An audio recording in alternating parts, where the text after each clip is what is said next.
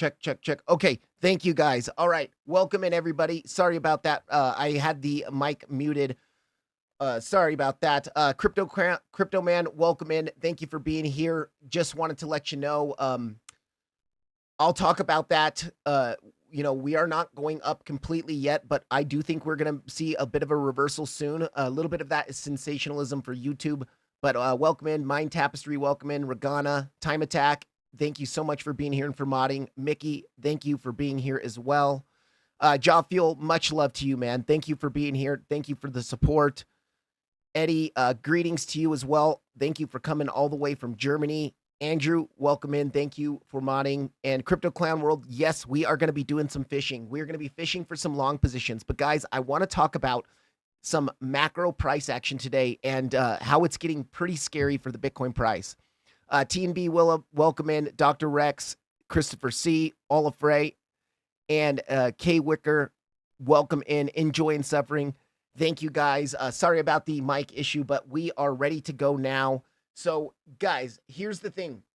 Yesterday, first of all, I harped all the last 2 weeks and specifically since last Monday about the bearish backtest of our anchored VWAP and of our key parallel channel, our large parallel channel that broke to the downside. And we were looking at this level. If we were going to see a bearish backtest of this level, we were looking at least coming down to take out the 98.2K lows.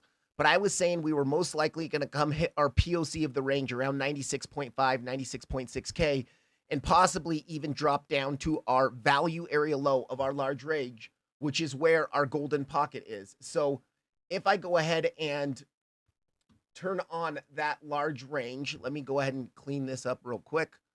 We'll turn on that macro range.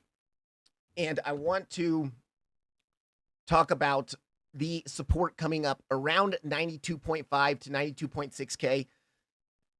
And even a little bit below that, we could be dropping just a little bit below that. Zooming out onto the daily time frame. Let me go ahead and hide this macro stuff. We're going to talk about that in just a second here. You can see that we are coming down and breaking below the point of control of our range.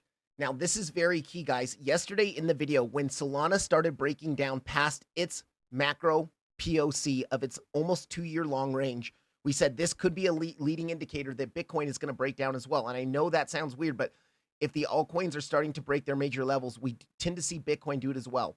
Also, if we go back to Bitcoin on the daily time frame, guys, money flow is still leaving aggressively both on NAMI and Market Cipher B. Of course, we printed that hidden bearish div on Monday, which was showing continuation to the downside. It's a continuation pattern, but we're about to lose our bull divs on the daily time frame. And if we lose these bull divs, if this momentum wave keeps dropping and we lose these bull divs, man, we're not going to have the good confirmations we want for a major low and a major reversal.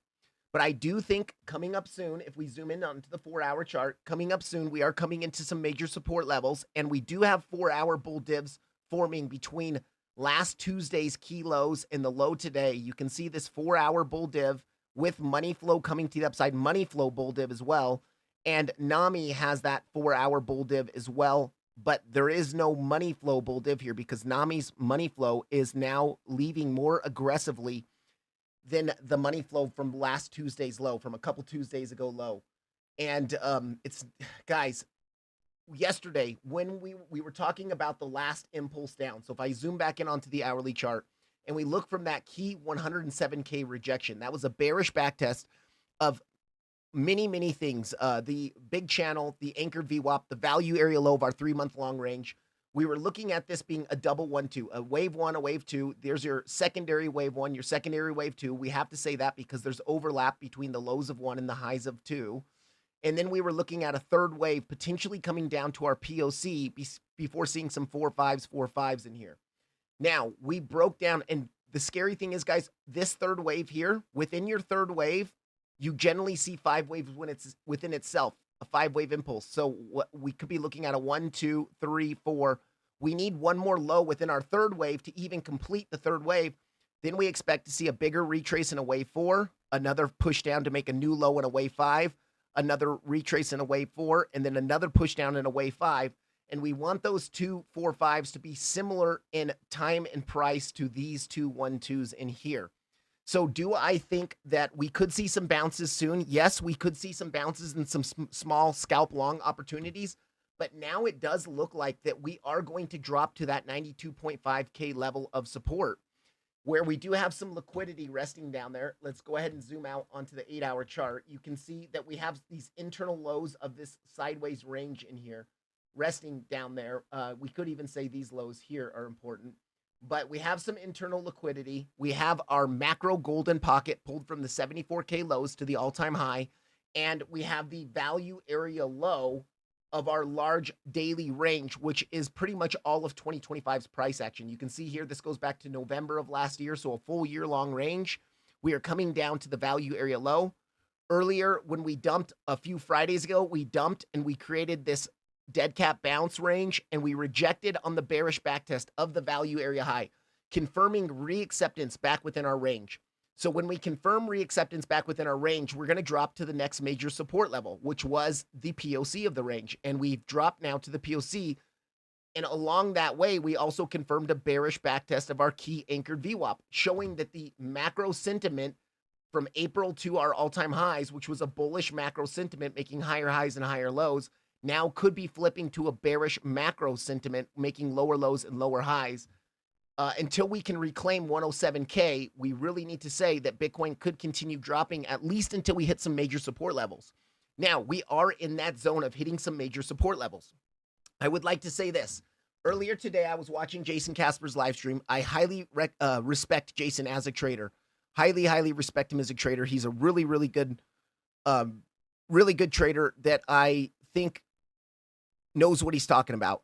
Now, he was talking about this anchored VWAP from 49K. And here's the thing. Anchored VWAPs are really powerful for macro trends. You know, if you are above an anchored VWAP, that's the volume weighted average price based off of a certain like key high, swing lower, swing high in the market.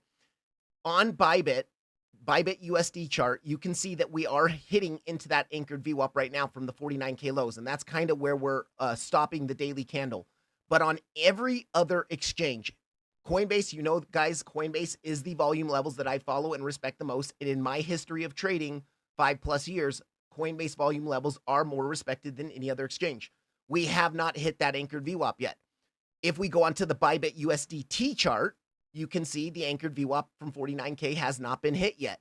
If we go onto the Binance chart, 49K anchored VWAP has not been hit yet. If we go onto the index chart, anchored VWAP has not been hit yet. So for me, I do think we are going to continue dropping a little bit lower with some small scalp long positions along the way. And looking at our last impulse down from this rejection here at 107K, the bearish backtest of our 74K anchored VWAP, we are still in an impulse down here. And this impulse looks incomplete. It's not completed yet. So zooming in onto that 1-hour time frame, I am looking at that double 1-2 impulse with really this being your 1 and 2s in here. And of course, that's a double 1-2. That's your secondary 2. Our third wave still is not completed. And then we should get a fourth wave and then a fifth wave down. Now, you're going to see 2 4-5. So within your primary 4-5, you're going to see a sub count or secondary 4-5. But this is what I'm looking at over the next days. If we look at money flow is still bearish here, leaving on the 1-hour time frame. If we look at the 4-hour time frame, money flow is starting to curve to the upside on Market Cipher B, but on NAMI, which is quicker, it is heavily in the red, and we did print some hidden bear divs earlier in the week as well, Thursday, yesterday. So on yesterday's highs, on that little relief rally from yesterday's highs. Now, let's go ahead and talk about what happened earlier today and overnight. Overnight, first of all, yesterday when we closed out the stream, we were right in this area, and we were seeing a little liquidity grab swing failure pattern from that 98K low.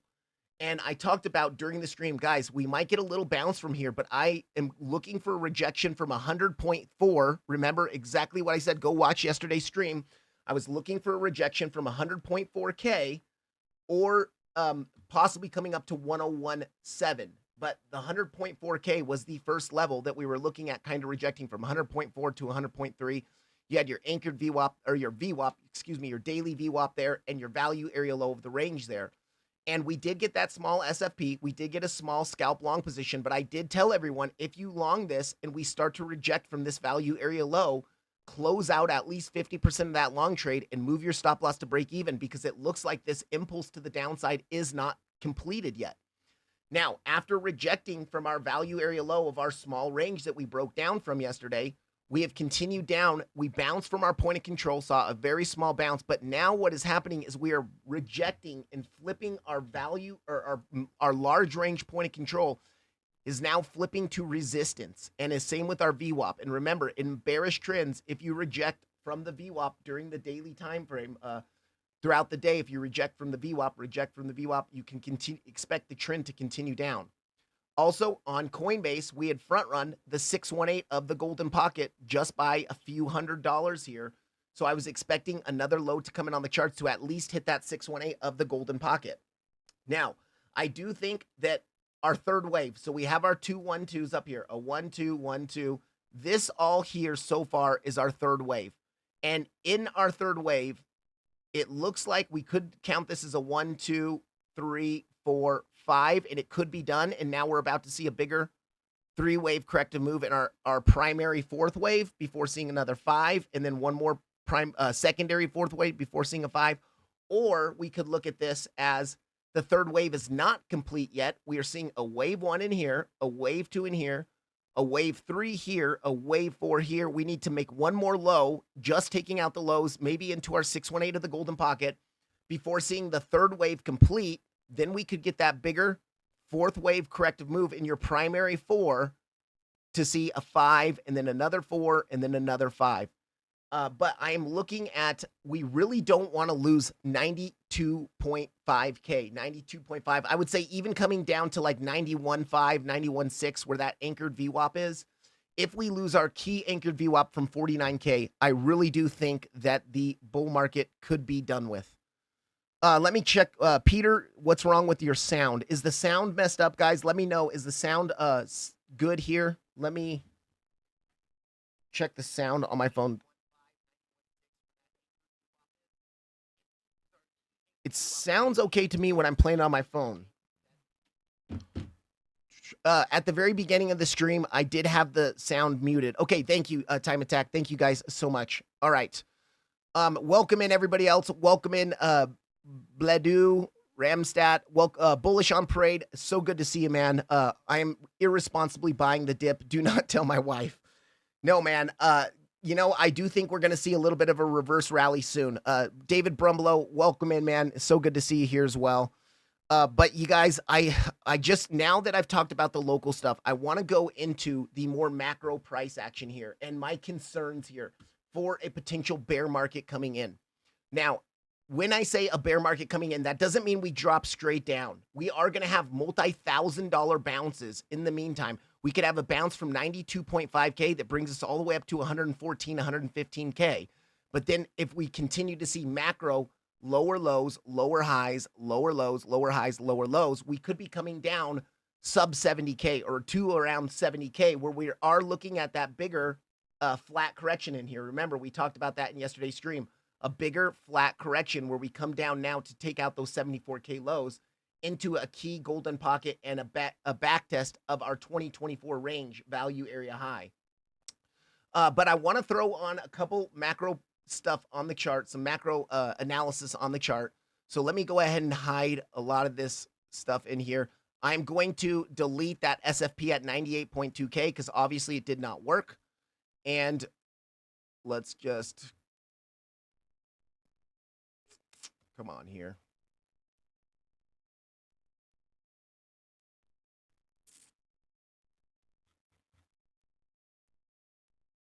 Get rid of that, and I will hide this. So guys, one of the things we've been watching on this channel, as far back as the beginning of the bull market, we've had this Fibonacci channel on our charts. I'm going to zoom out to the 2-day chart so we can get a better look at this.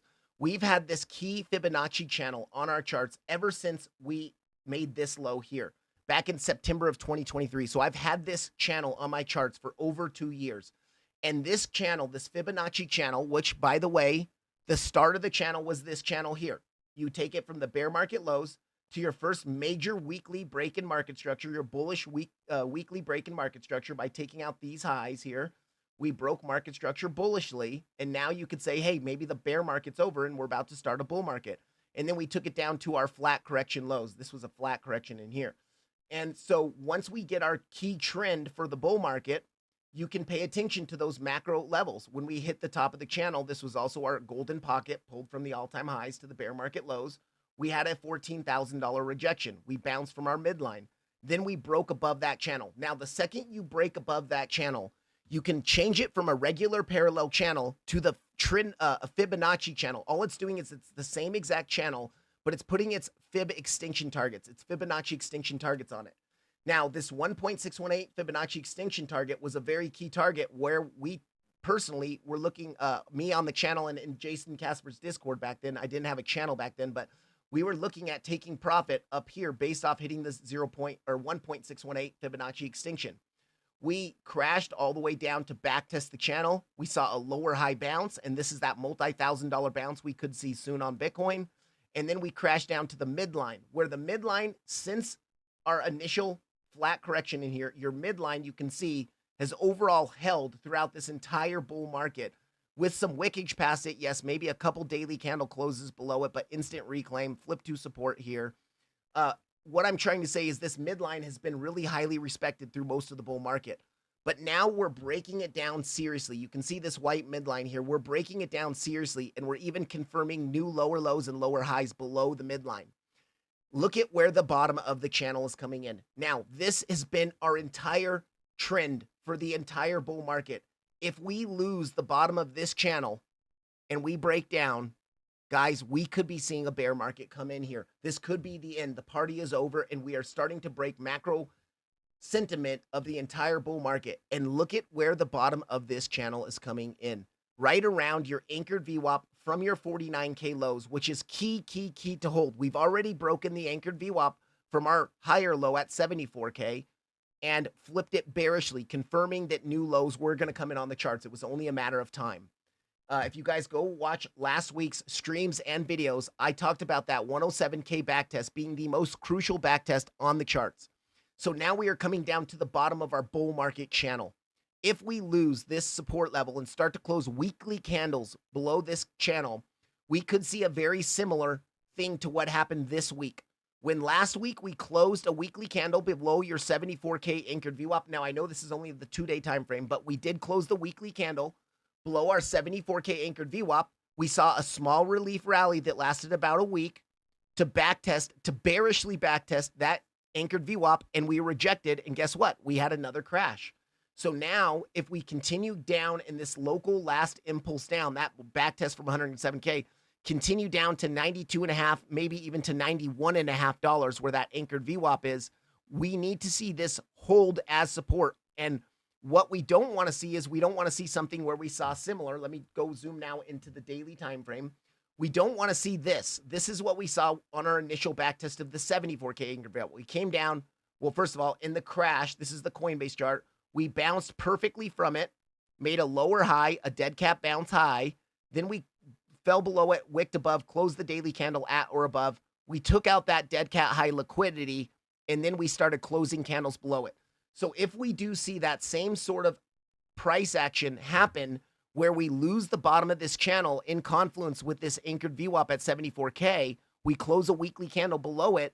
Yes, we might bounce, 85K is going to be a pretty important level. We could bounce from 85K, come back up, back test that area, and then we might see a flush down to take out your 74K lows. And remember, we were looking at this as a possible scenario for months on the chart. Let me go back to the Binance chart, and we will throw on that 5-wave impulse followed by your, let's see, where's it at? There we go. Your bigger ABC correction. So we were looking at this for months now. We had our clean weekly 5-wave impulse to the upside. The reason why we ended that weekly impulse at this high is because we finally broke weekly market structure bearish by taking out your range lows and closing a weekly candle below these range lows at 90K or 89K. So now we could say the impulse is done because you broke weekly market structure bearishly. Now this is our first corrective move. And within this move down, you could have classified this as a WXY correction. It looked more like a complex correction in here, but it was like a 4-month long correction to the downside. Then we pushed up to make a new all-time high, and you're saying, wait a second, you can't have a new high in a corrective move? Well, yes, absolutely, you can have a new high in a corrective move. It's called the flat correction, and the flat correction targets are between the 1.236 and the 1.382. We closed our daily candles, wicked a little bit past that 1.382 target, but we closed right at that target. That was your all-time high. We saw a distribution range in this area as bearish divs, money flow draining out of the asset. As the range was forming, it looked more likely to be a distributive range. Back in in August and through September, I was talking about this being more likely to be a distribution range, just like our last distribution range at our last all-time high, where we had bear divs, money flow draining out as the range was forming. And I said it was more likely to distribute down. I even made a whole video about that on my channel. You can go look up the Wyckoff distribution video. We saw it again. We're breaking down again. Guys, we cannot close a weekly candle below our anchored VWAP at 91.5K. Now, if we do close if we close a weekly candle below this anchored VWAP around 91K, let's say on Binance it's 91K, on Coinbase it's 91.5. But if we close a weekly candle below this anchored VWAP, we could continue to see impulsive price action to the downside until we come take out your lows at 70K. And we do have a very, very key golden pocket right at about 70K, 69,961. Now, I know what some of you guys are going to say. Wait, pull that golden pocket from those 49K lows up to your all-time high, and you put on the golden pocket. The golden pocket's all the way up at 78 to 76K. No, it's not, because this is more than a 100% move to the upside. If you have more than a 100% move to the upside and you're on a logarithmic chart, you need to make sure that you're changing that. It's a 158% move to the upside. So you need to change that golden pocket to have a proper 61.8% retracement. Proper. You know, this is about 40% of the price action in here. Or excuse me, that's about 61% of the price action in here. And this is about 40% of the price action here. So in order to have a proper 61.8% retracement, you need to make sure that golden pocket is based on log scale. And that golden pocket comes down to some very, very key levels, very key lows at 70K pretty much.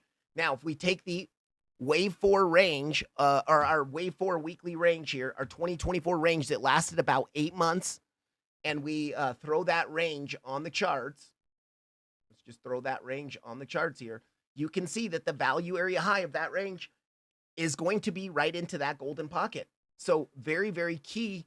We could be seeing a drop over the next couple of months here to come all the way down to 70K. We did see on the charts, now this is the scariest part, guys. On the monthly chart, we have a triple drive of bear divs. From your 2024 all-time high to your initial January all-time high to the most recent all-time high, we have a triple drive of bearish divs. We even have a drive of bearish divs between this cycle, last cycle's all-time high and this cycle's all-time highs. Bearish divs. Money flow now from the last two all-time highs on the monthly time frame, money flow is draining out of the asset.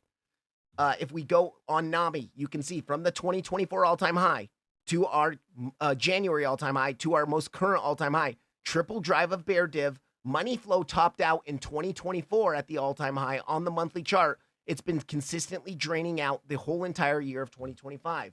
So macro bearish warning signals on the chart.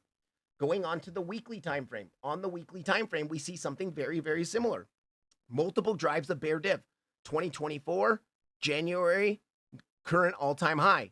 Triple drive of bear div. Also money flow, bear divs, money flow draining out as the range, as the bearish divs are forming. And then even locally on NAMI here, you can see going back to our January, even going back to this all-time high here, you can see this momentum wave is higher than all these momentum waves. We're confirming bearish divs across the board. And locally in this last range from the May all-time high, you can see triple drive of weekly bear div, money flow draining out, crossing into the red now. So we have macro time frame bearish signals that are letting us know that we could see a drop sub 70K or to about 70K. Now, I'm not saying we're going to drop straight there, guys. I'm not saying it's going to come down. We're not going to have 4 weekly red candles, 5, 6 weekly red candles in a row. It is a possibility, but it's unlikely. We will see multi-$1,000 relief bounces along the way. The thing we're looking for those multi-$1,000 relief bounces is we want to see money flow starting to bottom out on the daily time frame, and it would be really nice to see bull divs on the daily time frame. Now, this is the most scary part for me. If we look at the lows that we're coming into now, the 92, let me go back to the Coinbase chart. The lows that we're coming into right now being our golden pocket. Let's see, where's that guy at? Our golden pocket here at the bottom of our pitchfork. So let me turn off our macro channel and let's turn on that pitchfork, that wave 3 pitchfork here. If we're looking at potentially, wait, this is not our wave 3 pitchfork, is it? No, I will cover this pitchfork. Actually, this is our wave 1 pitchfork, and I want to cover this pitchfork in just a second as well. There's a couple more pitchforks I've got to cover. But coming into our wave 3 pitchfork, you can see the bottom of our pitchfork is going to be right where that anchored VWAP and that golden pocket is as well. But we want to see bull divs on a higher time frame support. We can all agree that this area between 94K and 92K is a very, very, really 91.5 to 94K is a very important support level. Macro anchored VWAP, macro value area low of our 2025 price action. You can see that value area low is coming in right on the 0.65 golden pocket at 92,577. And it's also going to be our bottom of our pitchfork, our very key bullish pitchfork that has guided us through the entire year of 2025 and even half of 2024. Well, here's the thing, guys. We really want to see if we probably will see at least some sort of bounce from this area. But in order for us to consider it a major low where we rally to make new all-time highs, we want this to have some nice bull divs on the charts. We want to see like signs for a real reversal. And money flow still aggressively leaving on both NAMI and Market Cipher B. Let me pull up NAMI here. Look at aggressively leaving on the daily time frame. Printed a hidden bear div on the rejection of 107.5K. And if we look at the bull divs on NAMI, they have been invalidated now. We are making a lower low on the momentum wave. NAMI is a bit quicker to confirm bull divs than Market Cipher B. Market Cipher B is in danger of having a butt cheek blowout, as Jason calls it, and invalidating the bull divs on the daily time frame. Now, this daily candle is even more bearish right now than yesterday's daily candle. If we close this daily candle below our 96.6 POC, I do think this momentum wave is going to extend and invalidate those bull divs. So by the end of the day, we really need this candle to get back above 96.6 and maybe even get back up to like 97, 98K. Because if we close that daily candle, we are going to see this momentum wave blow out, invalidating the bull divs. And then, yes, we still probably will see a bounce from this area, but we should be looking at a bounce. This contracting diagonal that we're seeing in here could be done with, and then we could see a move up to maybe back test, the pitchfork band before seeing a bigger crash down. And if we lose our bullish pitchfork, our wave 3 pitchfork, this pitchfork right here, which has guided us for over a year and a half now, then I do think we will see continued follow through to the downside. Of course, some bounces along the way. I mean, we do have some big levels of support along the way. 89K, 88K is going to be a kind of a big level. But this is kind of what we're looking at here, guys. We're coming into a very, very key decision point for Bitcoin.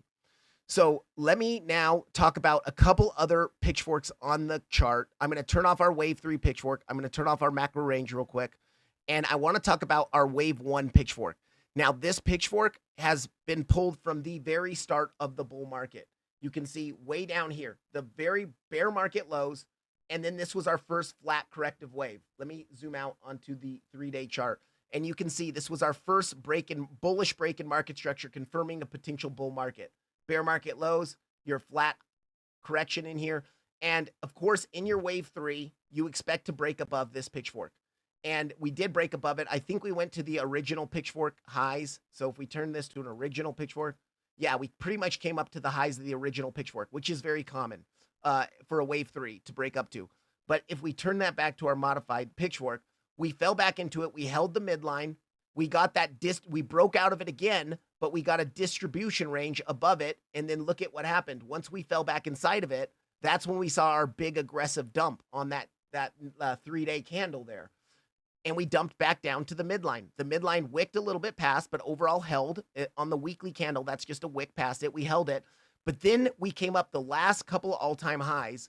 Rejection, top of the pitchfork, rejection, top of the pitchfork, rejection, top of the pitchfork. And then this was just a liquidity grab in a range. And now we're dumping to the bottom of the pitchfork. So once again, our wave 3 pitchfork, which has given us macro levels to trade within this bull market, this 2025, and our wave 1 pitchfork are both ending at the anchored VWAP of 49K and at this golden pocket area. Very, very key support. I'm telling you guys, if we lose this and start to close weekly candles below this, we can really get some concern for Bitcoin that the bull market might be over. I'm not saying that we are going straight down. We will have relief rallies. We could have pushes up. We could even have some sort of another flat in here where we maybe take the all-time high one more time before coming down. It's unlikely to me, but I do think we could see some big bounces along the way. The point I'm trying to make is we have very, very key support coming in at this 91K area, 91 to 92.5. So we have both of our key pitchforks that are our bullish sentiment for this entire bull market, and we have our macro Fibonacci channel coming in. Look at right there as well. You can't even see it. It's pink. If I go ahead and click on that channel, you can see that that pink line is coming in right at the bottom. So 3 key major trends all converging at this key anchored VWAP of the 49K low. I am telling you guys, this is the most crucial support on the chart. If we lose 92.5 to 91.5K and close a weekly candle below that, we are in serious trouble. So that is kind of the macro analysis. Now, I want to also talk about a couple other things here. In order to do that, we are going to have to go to a different chart. So let me go ahead and zoom over to our index chart here. Now, on our index chart, I want to talk about, let's zoom out to the weekly chart. I want to talk about this channel that we've been seeing. Now, this is a macro channel, more like a cycle channel measuring the potential highs and lows of a cycle. So obviously I pulled this channel, 65K highs to 69K highs down to bear market lows. You pull that channel, you can see we flipped the midline, and then that was our $14,000 crash where we saw us hit the golden pocket. Remember, we hit that golden pocket. If you pull that golden pocket here, came over, hit the golden pocket, rejected the golden pocket there, saw a $14,000 drop to backtest our channel midline. We held our channel midline, we pushed up, and we pushed up to the top of the channel. Now, around the top of this channel, we tried to break out of it a couple times. We tried to break out here. This was our distribution range. We dropped back down to 74K. We broke out of it. We back tested it on the weekly time frame, held it as support, and then of course we made a new higher range up here, making 3 new all-time highs. But then this was a distribution range. Now we are falling back inside of that channel. So after seeing a distribution range form on the breakout of a macro channel, if you start to fall back inside of it and close weekly candles back inside of it, you're in real trouble. You could see a drop all the way to the midline. If we do see a bear market, we could see a drop all the way to the midline. Well, what's at the midline? You know, some key liquidity is there. I'm not saying that this is confirmed yet. I'm not saying, you know, if we close weekly candles above 91K, it could be more likely we're in a bear market and we do drop all the way down to 49K over the next year. I'm not saying it's going to happen in a month or a week. But if we zoom in onto the daily time frame, this is what is concerning to me. So we had our distribution range up here. We distributed down. We came down to our 99K lows. We bounced before grabbing liquidity. So anytime you see a front run of a key liquidity grab, that's a bad sign, because the next time you come down to actually hit that liquidity, you have a higher probability of busting through it and not seeing a successful liquidity grab. Well, that's exactly what happened. We came down, we front ran the liquidity last Tuesday. We saw a little dead cat bounce, and this time we're busting through it because we did see the front run. Well, okay, so now you can see here on the bearish backtest of this dead cat bounce that we saw, we came back up and backtested the top of the channel. We rejected on the backtest, wicked above it on the daily time frame, but you can see our daily candle body rejected the top of our channel, and now we are impulsing to the downside again. So for me, this is just all bearish signs, guys, that we see on the charts of, you know, some macro time frame rejections on bearish backtests. And once again, our key support is coming up 91.5 to about 92.5 is where I'm looking. 92.6 to 91.5. We really need to see that hold, and we really want to see impulsive price action out of that push to the that bounce that we see from that support level. Now, going on to, let's see, I have one more chart that I want to show you guys. Is it this guy here?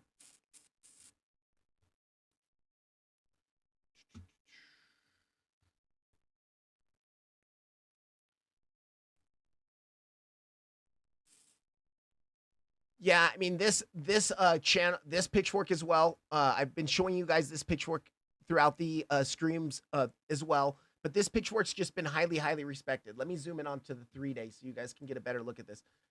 This is a pitchfork, not a traditional pitchfork pull, but you do have to say that it's been massively respected.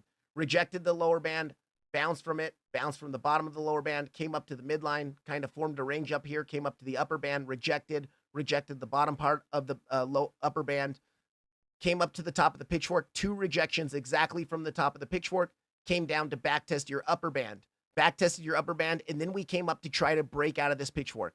1 try, 2 try, 3 tries failed. Guess what? We could see a drop all the way back down to your pitchfork band or even to the lower part of the pitchfork band. And this is where some of that support below 91K comes in.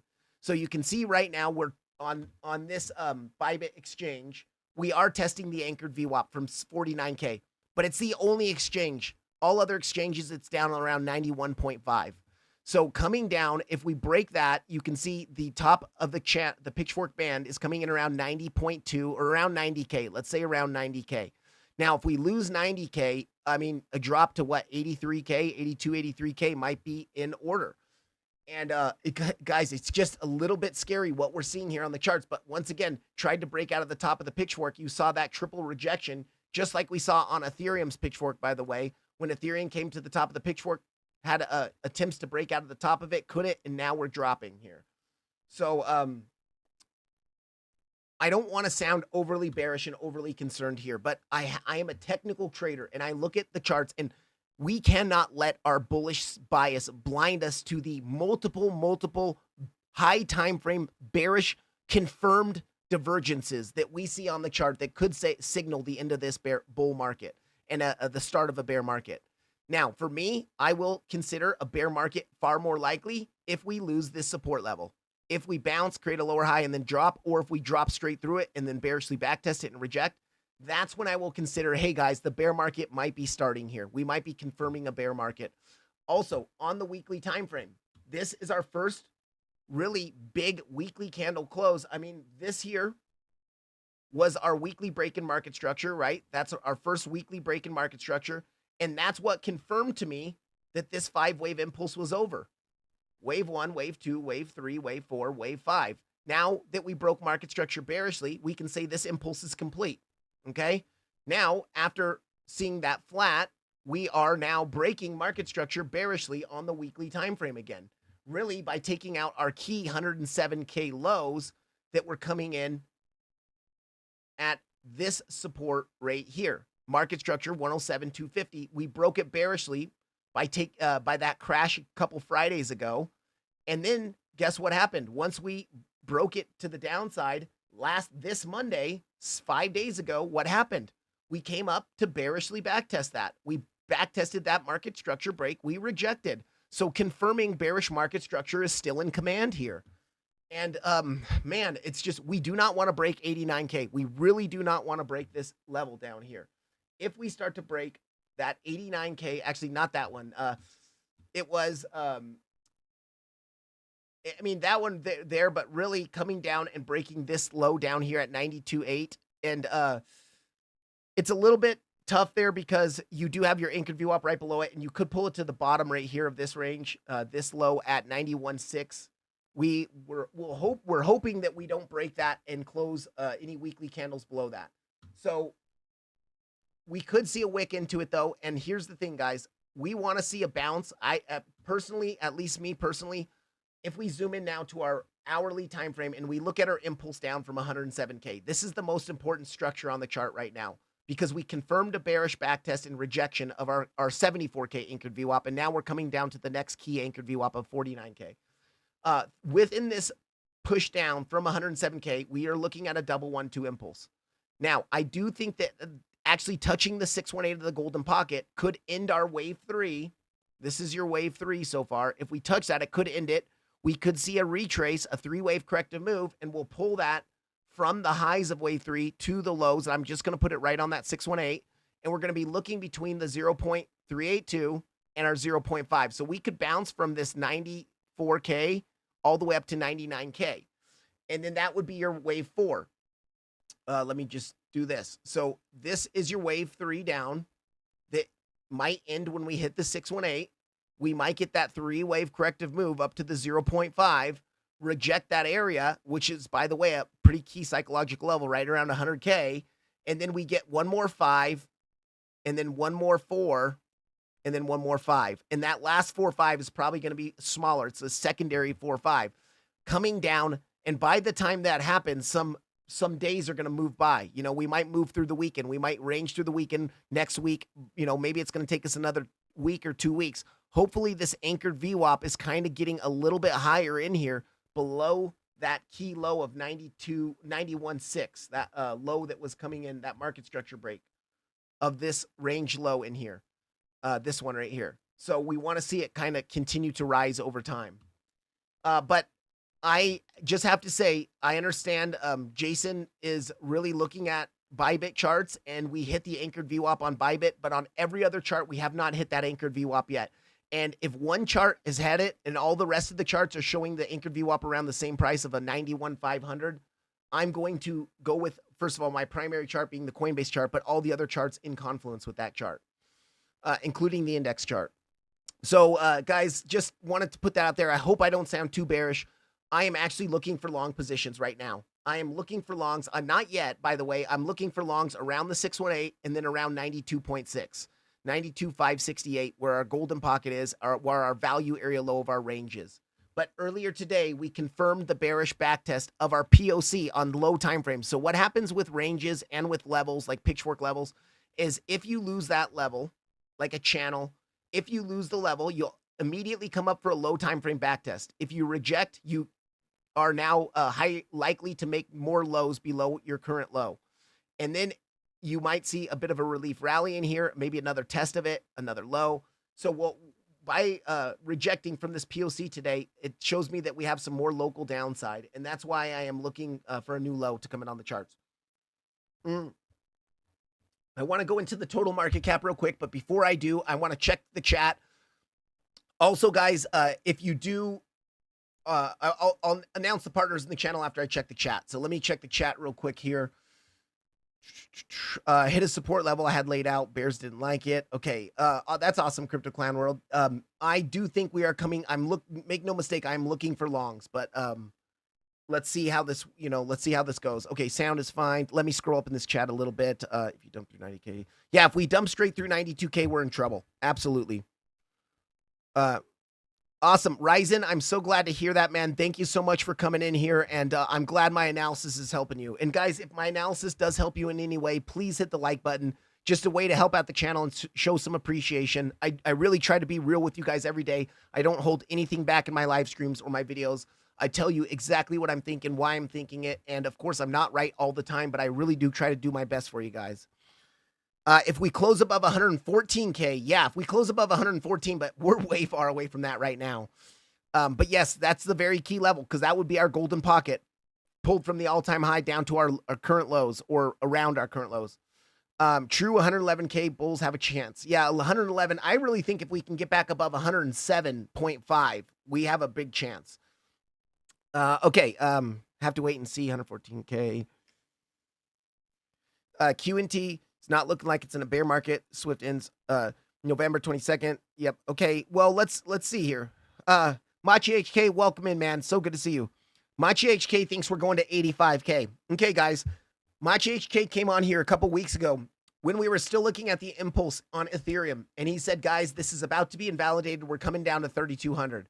We did come down to 3,200. It didn't happen that week, but it happened the next week. So we were looking at the crash. This was actually, what was that? Friday, October 10th. That's when he came in on the live stream on Friday and said, guys, we're not going to hold the $3,500 support. Actually, we were way up here and we dumped all the way down. Coinbase dumped to 3,500. Bybit dumped to like 3,200, 3,300. But pretty much he was calling for a move down to this support level. And this is where we're at right now. So Machi HK is a really good trader. I've been trading with him for years in Jason's Discord. And if he thinks we're going to 85K, we have to listen to that. We do have to listen to that. So, all right, BTC going to get a relief bounce again. I took Casper's long yesterday, stopped out in profit, but re-entered. Okay, yeah, I think we are due for a relief rally soon. I do think that. Don't forget, crypto trades with NASDAQ. We all know that Trump feels about the markets. He might be the first one to break the cycle. Yeah, the 4-year cycle might be becoming broken, guys. And remember, this ABC correction, I said after a impulse ends, you're likely to see a corrective move. Now, remember, we have our trend-based Fibonacci time here. And after the 382, you want to make your low of the correction after the 382. So if we are about to see a larger flat correction, we want this low to come in after November 16th, or November 18th, excuse me, Tuesday, November 18th.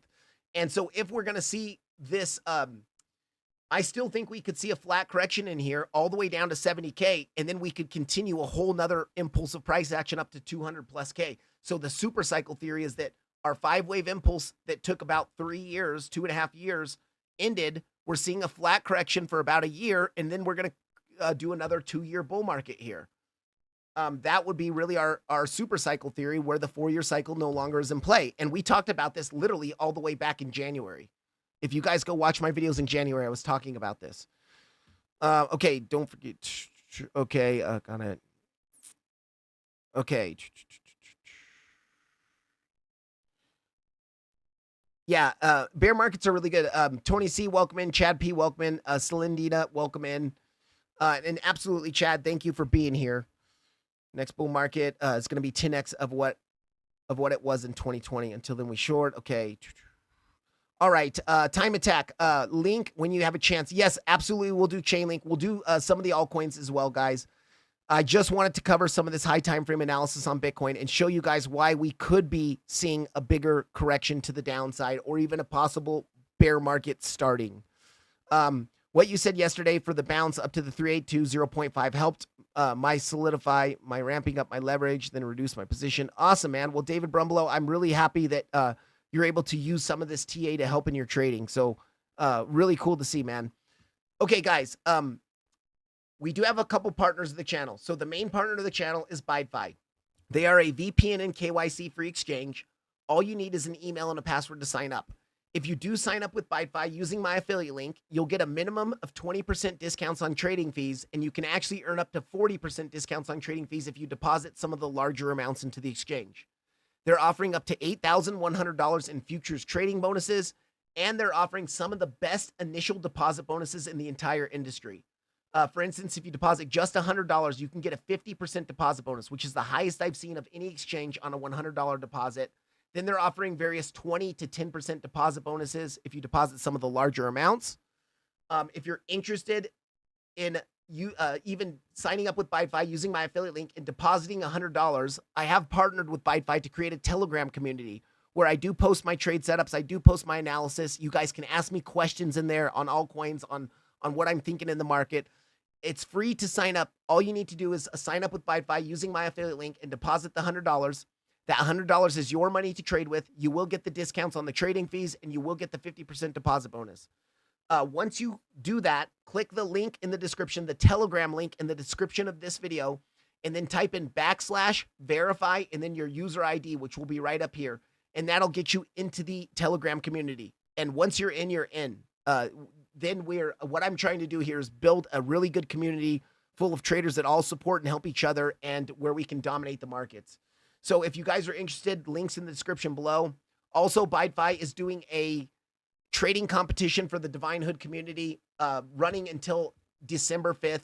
They threw $2,000 into a prize pool for us, and the top 5 traders will get 80% of the prize money, and then the remaining 20% will be randomly distributed amongst the other 5 traders. They're also giving away of Samsung earbuds, and for every $1 million traded within this trading competition, they are going to add $100 to the prize pool. So if you're interested in trading in the competition, sign up, and I will put that. It looks like actually, I'll put that link in the description below here in the chat. And other partners of the channel, NAMI Trading. NAMI is this momentum and money flow indicator, which I use for entries and exit confirmations on my trades. For me, it's an invaluable tool to know when to get into a trade and when not to, or when to exit a trade and when not to. So if you're interested in NAMI, they've partnered with the channel and they're giving us a 50% discount on their lifetime subscription to NAMI. Both the link and the discount code, which is Divine50, is in the description of this video. And then lastly, we have Bybit and MEXC, both great exchanges. And if you guys want to use those exchanges, sign up with my affiliate link. It's just a good way to help the channel, a way to say thank you. So that's it with the partners of the channel. Now let's get on to the total market cap. So guys, yesterday, when we were coming down and hitting into this 886, remember right during the live stream, we were bouncing from the pitchfork band again. We were right here, bouncing from the top of the pitchfork band again. And we put on this 886 on the chart. Now that 886 is pulled from our last Tuesday's lows up to our dead cat bounce highs. And I did say to you guys yesterday, because we've hit this 886, it's now far more likely that, yes, we could get a small bounce from that 886, but it's far more likely that we take out the lows of last Tuesday and potentially come down to the bottom of our pitchfork band because we hit that 886. So you can see what happened yesterday. Small bounce from the second test of our pitchfork band, rose up to the VWAP, rejected the VWAP. Now new lows came in. We finally took out the lows of last Tuesday. But I've talked about on this total market cap chart, we also front ran that last Tuesday. We hit into the bottom of the pitchfork perfectly and bounced, but we front ran the value area low of our 2025 range. And I said, I want to see one more low to actually at least hit the value area low, potentially wick past it to hit the bottom of the pitchfork, and then close your candle back inside the value area low. So that it hasn't happened yet. We haven't hit the bottom, but we finally hit the value area low. And right now our daily candle is closing above the value area low, which is a good sign, which means we could see a reversal soon because we fell back in the volume profile. We bearishly backtested the value area high. We bearishly backtested the POC, and now we expected to drop to value area low. Now we're at value area low, and we're also at our key pitchfork support.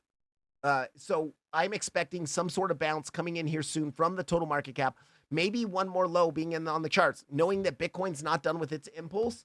And if we zoom in on the total market cap, knowing the total market cap is also probably not done with its double 1 2 1 2 1 2 3, 4 5 4 5. Maybe we need a couple more lows coming in here. I'm looking for it to bounce around that 3.14 trillion and close the daily candle back above our value area low, which we can just pull that over a little bit. You can see we're bouncing from the value area low right now, this hour. But I would like to come a little bit lower and hit the bottom of the pitchfork band. So that's kind of what we're looking at. We want to close our weekly candle above this value area low at 3.19 trillion. I think it's acceptable to make a couple more local lows, but other than that, we want to close it. And if we zoom out to the daily time frame, you can see that unlike Bitcoin, now this is in danger of being invalidated as well, and money flow looks really bearish here, but we could see some bull dips come in. Now, NAMI's already invalidated the bull dips, which is concerning for me. And with today's daily candle close, if this candle closes as bearish as it looks right now, or even more bearish, then it could invalidate the bull divs on the daily time frame. We do not want to see those bull divs be invalidated. But that's kind of what I'm looking at for total market cap. So when total market cap's at a key support level and Bitcoin's coming into a very, very key support level, you can expect at least some sort of really nice bounce coming in. And I'll be looking for longs when we come down and hit this 94 to 91.5K. But specifically, I'm kind of targeting between 92.6 and 91.6. Those are really that's kind of your sniper zone to really catch the absolute bottom. So that's that. Let's see. Yeah, NAMI is cool, Eddie. NAMI is a great tool for me. I really like it, especially when you use it in confluence with Market Cypher B. Now, I think Market Cypher B is a really, really great tool as well. Really great indicator. The money flow is really nice, but the money flow is an algorithm of money flow and like EMAs. Now, on NAMI, the money flow is actual real money flow based on the actual money flow. And you can see here on the daily time frame on Bitcoin, the money flow is aggressively leaving the asset. Let me pull that up there. aggressively leaving the asset right now. It's not looking very good. It's actually very concerning what we're seeing on NAMI because NAMI's quicker than Market Cipher B. So if NAMI is still draining out aggressively on the daily time frame, we can expect that Market Cipher B is going to continue to kind of bleed out here, and we could see some new lows come in before we start to kind of increase here. Another thing on the weekly time frame, this is what is highly concerning to me. On the weekly time frame, and especially if we close this next weekly candle, you can see last week's candle was pretty red and pretty bearish, and look at, we finally got that nice aggressive turn down on Market Cipher B. So let me pull up Market Cipher B. Let's do this. Let me get rid of this. Let me get rid of this. And if we pull up Market Cipher B, you can see we're finally aggressively turning down. With last week's weekly close, it's aggressively coming down now on the weekly time frame. And the last time we started an aggressive turn down, we got multiple weeks of aggressive turn down. Aggressive turn down, multiple weeks of aggressive turn down. So what we're looking at now is Market Cipher B. If this weekly candle closes even more bearishly than last week's weekly candle, we can expect this weekly to start turning down pretty strong here. NAMI, you can see how aggressive the weekly is coming out already, crossing into the red a few weeks ago, about a month ago, actually, crossing into the red and bleeding aggressively for a month now. Very concerning. And that could signal that more downside is coming with some relief rallies. Guys, like, for instance, on Market Cipher B, on the weekly time frame, this last push down, you saw we closed aggressively. What was that? Monday, December 2nd of 2024, we collapsed all the way till January. So for about a month, 4 weeks, we collapsed aggressively. Then we got 1-2 weeks of a bullish bounce. And that bounce there could have been a $5,000, $10,000 move to the upside. So we could see something very similar to this, where we bounce from 91K, 91.5K, get a, $5,000, $10,000 move to the upside before really confirming some bear market price action coming in. And when I say bear market, guys, I mean a bearish trend. Like, I'm saying that we could do a drop down to 70K, Now, if we lose 70K, my worst case scenario, and it's not, I showed you guys is, let me see, where's the index chart? 49K, taking out these 49K lows into your channel midline, I think could be a really nice bear market bottom. It's a pretty key level there. So, and if we take, I think it was this volume profile. Let me pull it to right there. Yeah, the value area high of your entire volume profile is coming in a little bit above that, 55K-ish. But, we're not there yet. We still have some very big support levels before that. So when the time comes, we can start analyzing that bigger stuff. But I just wanted to point it out to you guys today, all this macro stuff I pointed out to you. I wanted to point it out today to prepare you guys for what is a possibility to happen. I am not saying it's guaranteed to happen. We need to hold 92.5 to 91.5K. Let's just say that. That is going to be super key to hold. Okay, now let's go back into the chat here. I have no dollars. Yeah, you have no dollar. Felix, if you don't have money for the indicators, there is a couple free indicators. There's one indicator that is very similar to Market Cipher B. And gosh, I don't remember what it's called, but it's like, sorry, crypto face. Let's see here. If I go into my indicators, I go into my favorites. It's something like sorry, crypto face. It looks really close to Market Cipher. And let's see. You would have to ask someone in the chat. I bet you someone does have that. But there is some free ones that are very similar. And also, I do think that the Awesome Oscillator, Jason's talked about the Awesome Oscillator. It's pretty good as well. But you don't have to have these indicators to trade. These are confirmations for me, and you can use RSI as well. So if you come in here and you type in RSI, which is Relative Strength Index, it can give you the bull and bear divs as well. You can get bullish and bearish divs from the highs on the RSIs. And then also you can type in money flow, and you can get a money flow index indicator here, which is not as good as Market Cipher B. It's closer to NAMI's. It's based off actual money flow. So you can see here, when NAMI bottomed out here on the hourly, it also bottomed out. You got a kind of small drop down, and you got the small drop back down, and then you're coming back up. So those are ways to kind of get some of that price, that confirmation for free without paying for an indicator. You do not have to pay for an indicator at all to be successful. I just want to tell you that. Oh, let's delete these. Okay. Mossy33, welcome in. And Simple Jack, welcome in. Is NAMI free? No, NAMI is a paid indicator. NAMI's a paid indicator, but guys, I got you a 50% off discount. Divine50 is the discount code. So first of all, it's already cheaper than Market Cipher B, but with the 50% discount, I think a lifetime subscription to it is about $600 or just under $600. Now, to me, that is super good. You can make the money from that indicator. To me, it's an investment, guys. Vuman choose the indicator that's similar to Market Cipher B. But to me, having an indicator for confirmations on trades, it might keep you out of a couple bad trades and it might help you win a couple good trades or know when to take profit. It should pay for itself, even if you're trading with a smaller account, like maybe a $500 account, $1,000 account. It should help pay for itself within a couple months if you're using it correctly and using proper risk management and knowing when to trade and when not to. So for me, if you guys really do want to be long-term professional traders, I think it is worth it. You know, if you're a carpenter, you invest in tools for the trade. Same thing with every other, you know, if you're a welder, you invest in the tools for the trade. That's similar. You know, you want to invest in proper tools for your trade. Okay. 58 minutes late. It's okay, Massey. You're here. By the way, I know you're 58 minutes late. I covered a lot of very, very important macro price action at the first 45 minutes. So I would recommend you go back and watch that sometime just so you can understand what is possible here. We will cover Asper. Superior, welcome in. Okay. 125 to 74K is a healthy correction. Yeah, I agree. 125 to 74 is a healthy correction. It would last the months like we expected it to, and then we could see that super cycle continue.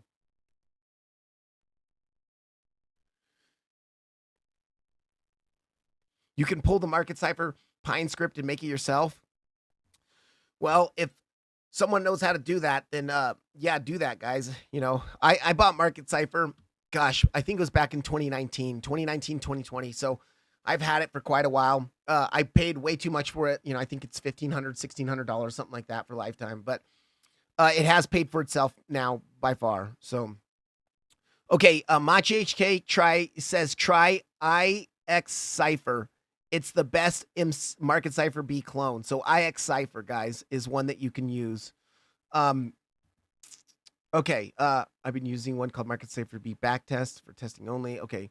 Samuel S., welcome in, man. It's good to see you. And Mark Dutch, welcome in as well. Thank you guys so much for being here. Thank you for modding.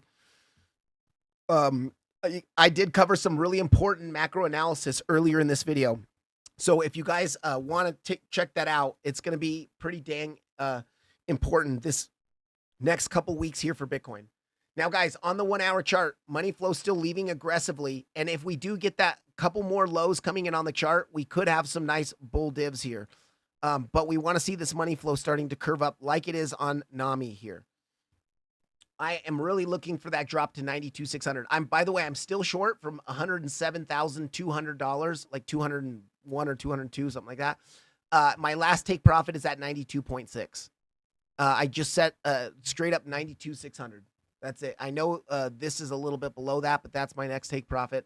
I'm already like 85% out of that short position, but I will look to flip long in this general area. I want to see confirmations. I do not see confirmation yet for anything more than a scalp. Okay, let's go into Ethereum. We'll go to Chainlink first because that was super chatted. So Chainlink, guys.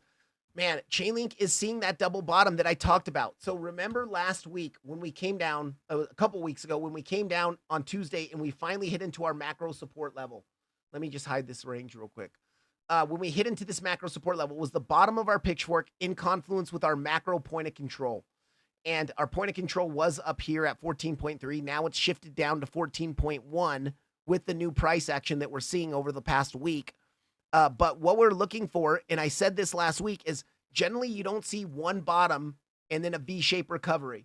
You generally will start to form at macro support, which this is by far macro support. Let's zoom out here onto the 12-hour chart. the POC of a 2-year long range. Look at this range goes back to November of 2023. So it's exactly 2-year long range. And what we want to see is we want to see that bounce in from the bottom of the pitchfork and from your POC. And you generally want to see a range form in here of, oops, didn't mean to do that. A range form in here for a bit, kind of letting the market, say, hey, we're comfortable now. It looks like accumulation in here. It's accumulation, and then you'll get your expansion phase. So we want to see that accumulation range start to form over the next couple of weeks in this general area. Very similar to down here, we saw accumulation for a little bit before expansion. And then if we look at our, major accumulation range that formed in the bear market, and then we saw expansion. So you generally see at macro bottoms or macro support levels, you'll see a bit of a range form for a bit. Yes, every once in a while you see a V-shaped recovery. But I think now that we're coming down here, we don't have really confirmations. I do have to say this. Let's zoom out to the daily time frame. It does, your momentum wave or your potential bullish divergences on Chainlink look a lot better than on Bitcoin. Bitcoin's about to invalidate the bull divs here on Market Cypher B. Like this momentum wave's already way down here. On Chainlink, it's not. Now, if we take out last Tuesday's lows with an SFP and then close the daily candle still inside the pitchfork, I think we could see a nice little long from a swing failure pattern of 13.69. And then if we zoom in here and look at, let's go to the 1 hour chart. At the 1 hour chart, we're starting to develop some nice bull divs in here. You could see, especially from this low here, lower lows on the price action, higher lows on the momentum waves. Your money flow is still not looking the best. It's curving down again on the hourly, but we want to take out that low at 13.69 anyways. I want to come take out that low at 13.69. And if we do see that swing failure pattern, I would potentially look for a long from that area. I don't know if I have an alert set here, but if not, let's set one. Okay, now, and also towards the end of a move, remember, you often get this grindy type channel. Here's our little channel that is a grindy type channel. Let me just hide this box real quick. And you can see we're getting that grindy type channel towards the end. Oftentimes towards the end of a move, you'll get that grindy type channel, make a couple new lows. And look at, if we come down one more time to the bottom of the channel, SFP the low, grindy channel, and then we could see a breakout and at least a little bit of a relief rally here. So that's what I'm looking at. Now, if we put on our small range, let me go ahead and get rid of this channel. We throw on that small range from last Tuesday's lows, this kind of sideways range that we're seeing right now. We are at the value area low of the range, and we're, it's a value area low of the range. Where was it? Let's see. If I pull this a little bit more to where that dump ended. Okay, I thought we were rejecting the POC, but I guess the POC is a little bit higher here. Either way, we're at the value area low of our local range. We're kind of seeing this flat range start, and I do think we could see a move up and continue to kind of range sideways in here. And if we SFP 13.69, we could look. So the first thing we want to look at is, yes, if we long that SFP, you're going to pull a golden pocket from your range highs to your range lows. Let's just throw them right around, 13.6. We'll throw on our golden pocket, and that golden pocket would be coming in right around the value area high of your range. So if we long the SFP here, our stop is going to go below wherever that, 13.5. Let's just put it at 13.5. I would be targeting, at least as a TP1, the value area high golden pocket around 15.5. That's a 10-to-1 risk reward ratio trade. Really good trade there. But then you could even leave that, you maybe take 50% profit here, move your stop to break even. Because we could just do 3-wave corrective move, golden pocket, dump. But if we do start to impulse up out of here, we could come up to the highs of the range and take the liquidity, the highs of the range, and continue to trade this sideways accumulation range for a few weeks. Because remember, we're at macro support, so we're looking kind of for accumulation to form in here. Now, these accumulation ranges generally will take a couple months to form. Or at least, a couple weeks. So what I would like to see, TP1 would be 15.5-ish, 15.6. And then TP2 would be the highs of the range, the SFP of the highs of the range. Because what would we be doing? Trade the range until breaks. If you come down and you take out the lows, the liquidity of the lows of the range, you might come up now and take out the liquidity of the highs of the range and continue to just wreck retail in a sideways range here. So that is kind of what I'm looking at. Now, if we do not SFP 13.69, we are in some serious trouble here for Chainlink. And we could see a move. I mean, let's throw on some levels here. Let's see. Do we have any monthlies? Yeah, we have that monthly at 13.3. That's going to be a pretty key monthly level. Let's just make sure that's legit still. Yeah, it's a monthly level that has not been tapped yet at 13.37. So we have a monthly. We have, and we could, on this SFP, it could be a bigger, something like that. But that monthly is probably going to give us at least some sort of scalp reaction.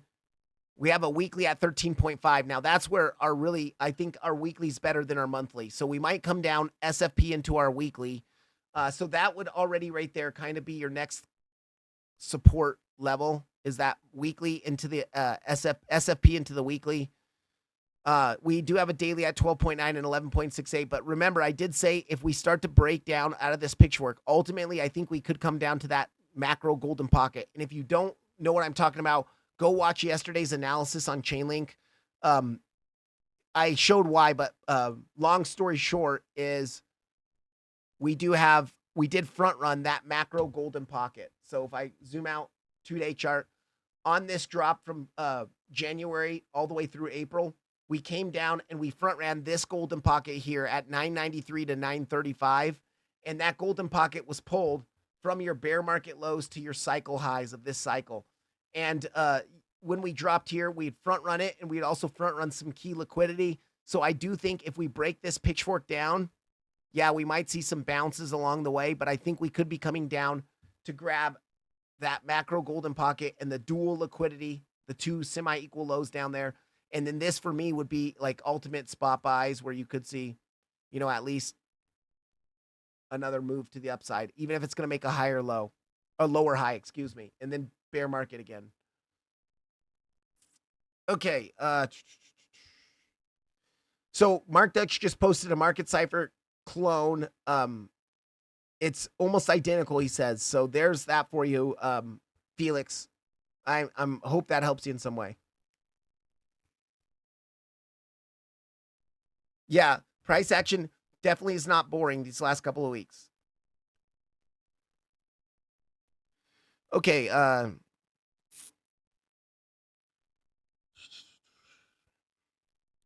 can you take a look at Soon? It is pumping right now. Yeah, so we have to do, let's see.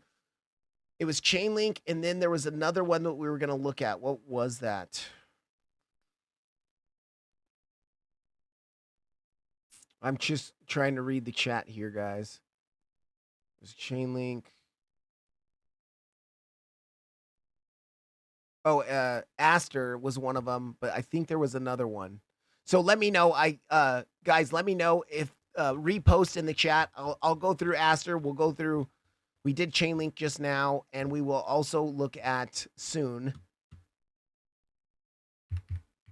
Aster USDT. I think we were using Binance chart, yeah, or Bybit chart, excuse me. So Aster, I think Aster's probably going to come down to that golden pocket at 95 cents. But let's pull this range sideways. Let's pull this range all the way.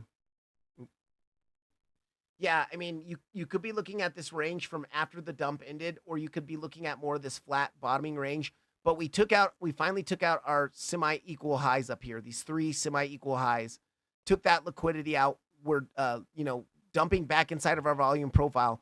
But the value area low of our smaller range is going to be right around this golden pocket. And then, of course, your larger range value area low is right where a daily and naked daily point of control is. So I still think these same levels of support apply.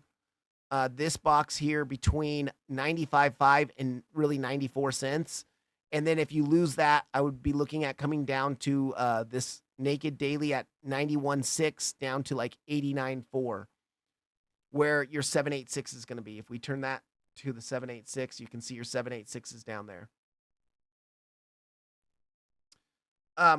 locally, gosh, you know, we're forming smaller and smaller. So this is a range. This is a range within that range of a more local bottom. And then you could even say, let me turn off this guy. You could even say just this is a range here. So you could just trade this range, and you could be looking to come to take out the lows of the range. And if you're taking out those lows, you're going to be taking them out into that golden pocket. But right now we're above our point of control. We're actually trying to flip it to support. So we might be able to see a move up. So let's just play this local range here. We're going to pull our volume profile of this local range. Okay, you're in between two POCs. But the value area high of this range looks interesting because it looks around the golden pocket. Let's see. Let's pull it from our last kind of high to the low that we made on yesterday. Yeah, your golden pocket's just above at the value area high. So what we might see here is this, now that we're kind of flipping the larger range POC, we might work our way up to this value area high golden pocket and then come down and take out the lows. So around 113.5, 113.47, you could be looking for a short position. But if you're looking for a short position from there, remember, we're kind of bearish locally on everything.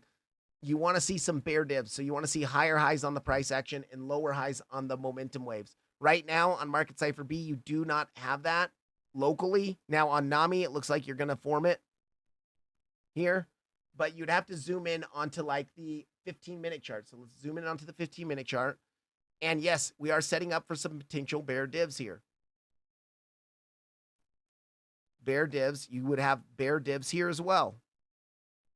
Money flow draining out of the asset, money flow topping out on Market Cipher B. You'd want that money flow to be topping out. So potential scalp short position from, you know, that 113.5 area. And then I would be just, first of all, remember, we're playing the small range. So your final TP is not going to be this golden pocket. Your first TP, if you reject from this golden pocket value area high, maybe you're going to do it from the 618 and you're going to put your stop above the rejection when it rejects that value area high. I would be targeting, and actually that does look good because look at this. This looks like a 1, 2, 3, 4, 5. We could get that 5-wave impulse up into that. Now, if we get a 5-wave impulse up, you're looking for a 3-wave corrective move down to the golden pocket. So you would pull a golden pocket from the lows of the impulse to the highs of the impulse. And around this golden pocket, which is also where we have a daily level, I would be looking at taking a TP1. So this would be TP1 here. TP2 would be down here for me, personally. 7-to-1 risk reward just for your TP1. Take out 50%, leave some to run. And let me just make sure that daily is still a fresh daily. No, actually, that's not a fresh daily. Okay, let's get rid of that. But I bet you we do have some naked points of control in there. Oop, that's the monthly. We don't want the monthly. Okay, let's wait till it changes. Yeah, you have a naked daily point of control in there. So right at your golden pocket.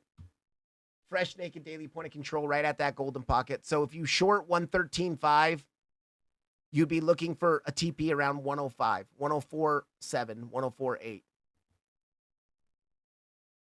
And that's a nice scalp. I mean, honestly, that's just a small scalp position where you have a good risk to reward ratio. Let's just say you actually like snipe this thing and you short the value area high in the 6.5 and maybe we wick up past it a little bit. Maybe we wick up to grab this internal liquidity of this candle. And you're targeting just the golden pocket. That's an 8-to-1 risk reward ratio on a scalp play. And then you could leave some of it open in case we come down to these lower targets here. So that's what I'd be looking. But overall, Aster, it does look like we're starting to form a bottom here in this larger range, starting to form a bottom. We don't really have enough data on the charts for high time frame bearish divergences. Let's go on to the high time frame stuff here. Yeah, I mean, it's a little bit ambiguous in here. Money flow doesn't look bullish or bearish. It's kind of flat in here. On NAMI, it's starting to curve up. I would just be playing this local range until you lose that. Then you could start playing this bigger local range. So let's see how that plays out. Okay, soon. We'll go through soon.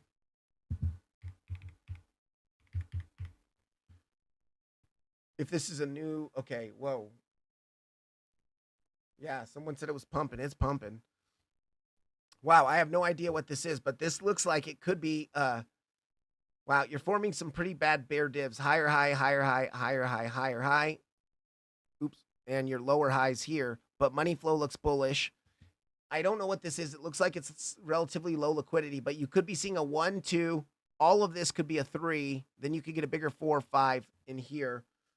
Let's turn on our volume. Oh, another thing I want to talk about on Bitcoin, guys. Yeah, your actually, this is your wave 3 here because look at you had the most volume in your wave 3, and now volume's decreasing as you're making new highs.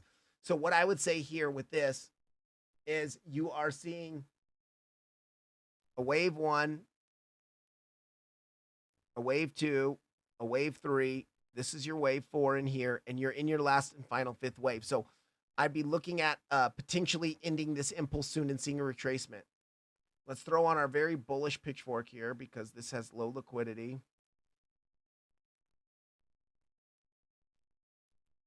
Yeah, I would be looking for this thing to end around the top of this pitchfork. Coming in to about, what is that, $7, $6.99 to $7. If you come in and you hit $6.99 to $7, you could see this thing top out. I mean, pitchfork is being respected, rejected the midline, grinded sideways in a range, and now you get pumps. But this thing looks very shady to me, guys. Look at this. Complete sideways range, very flat sideways range, huge buy that pumps it. Super sideways range, really no price action, huge buy that pumps it. So it looks like, man, I don't know what this is, but it could be some sort of scam coin where they come on these live streams and say, hey, buy this token, blah, blah, blah. And then people buy it, and then they're going to start to keep you guys holding a bag. I would just be careful trading tokens like this. But coming up to $7 might be, that 7 to like 7.10, 7.15 might be an area where you could see a bigger rejection. It looks like you get a big pump followed by a big red candle, big pump followed by a big red candle. So I wouldn't be even touching this with the 10-foot pole personally. All right, let's go back to Bitcoin. One of the things I wanted to talk about that I forgot to talk about yesterday during the live stream, I talked about how the volume was still increasing on the drop to the downside. Remember, we were right here at the 98K liquidity grab, and volume was still increasing heavily on the drop. And I said, guys, we're more likely to be in a third wave to the downside because of volume increasing. Well, look at volume is still increasing bearishly. Yes, this candle is green because we got a small pump, but make no mistake, volume is still increasing on a bearish dump to the downside. So to me, we're in still a 1-2, 1-2. We're still in our third wave here. Now, our third wave could come down and bounce from the 618 right below us, taking out this low. It would maybe complete this third wave. Then a 3-wave corrective move in a 4, one more 5, a 3-wave corrective move in a 4, maybe one more 5. And then we could get our reversal here. So for me, because the volume is still increasing, it is more likely that the dump is not over, and it's more likely that we're still in the impulse down, the third wave impulse down. Uncompleted impulse from 107K, I think we're going to come down to 92.5 to 91.5K in this impulse. It's not over, guys. Money flow suggests that it's not over. Lack of real good bull divs. We do have some bull divs on the chart, but lack of real good bull divs show that it's not over. But mainly in your impulse, any sort of Elliott wave impulse you have, say you have a 5-wave impulse to the downside, wave 1, wave 2, wave 3, wave 4, wave 5, you see the largest, a majority of the time, not every time, but a majority of the time, your wave 3 has the most increasing volume. Volume is increasing during your wave 3, and then even though you're making new lows on a wave 5, you have volume going lower and lower and lower. And that's how you can tell it's getting close to the end of the impulse. So until we start to see volume decreasing here, and now it's starting to, we want to see this continually decrease as we make new lows. And that could be the end of your third wave. And then when you make a 4, a bigger 4, maybe up to like that 99K area, your 5, as you're dropping and making new lows in a 5, you want to see volume still getting lower and lower and lower. Okay, let's prediction for this weekend. James, I think we are going to continue dumping, or like we know that Saturdays always range. It's super boring. It always ranges. But because we're in this impulsive move to the downside, what we could be seeing is a wave 4 correction and a little bit of a push up over the weekend. And then our come Monday, we start our wave 5 down, and then we get another wave 4 correction midweek, and then another push down in a wave 5. So I think we could be going into our 4 or 5 soon. I think our wave 3 impulse could end today, and over the weekend, we could be getting our little relief rallies in 4 5s.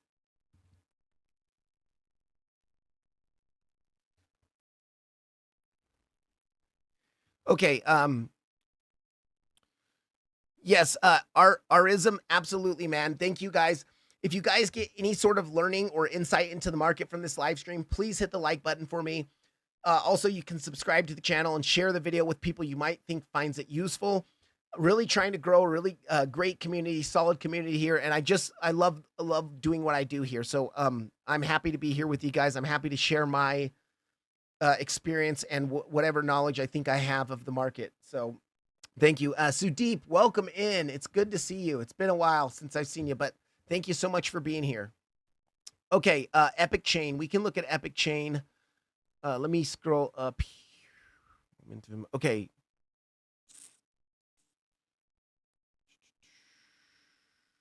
Yeah, Epic Chain, Slim Shady. Is Slim Shady a coin? Let me do this. Epic Chain. Is Epic Chain one word? Yeah, Epic Chain. Oh man, this is only on CoinX.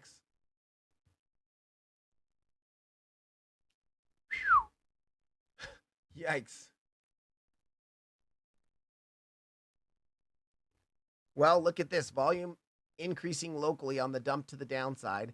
You're probably going to come take out these lows here, but let's pull a golden pocket of your dead cat bounce.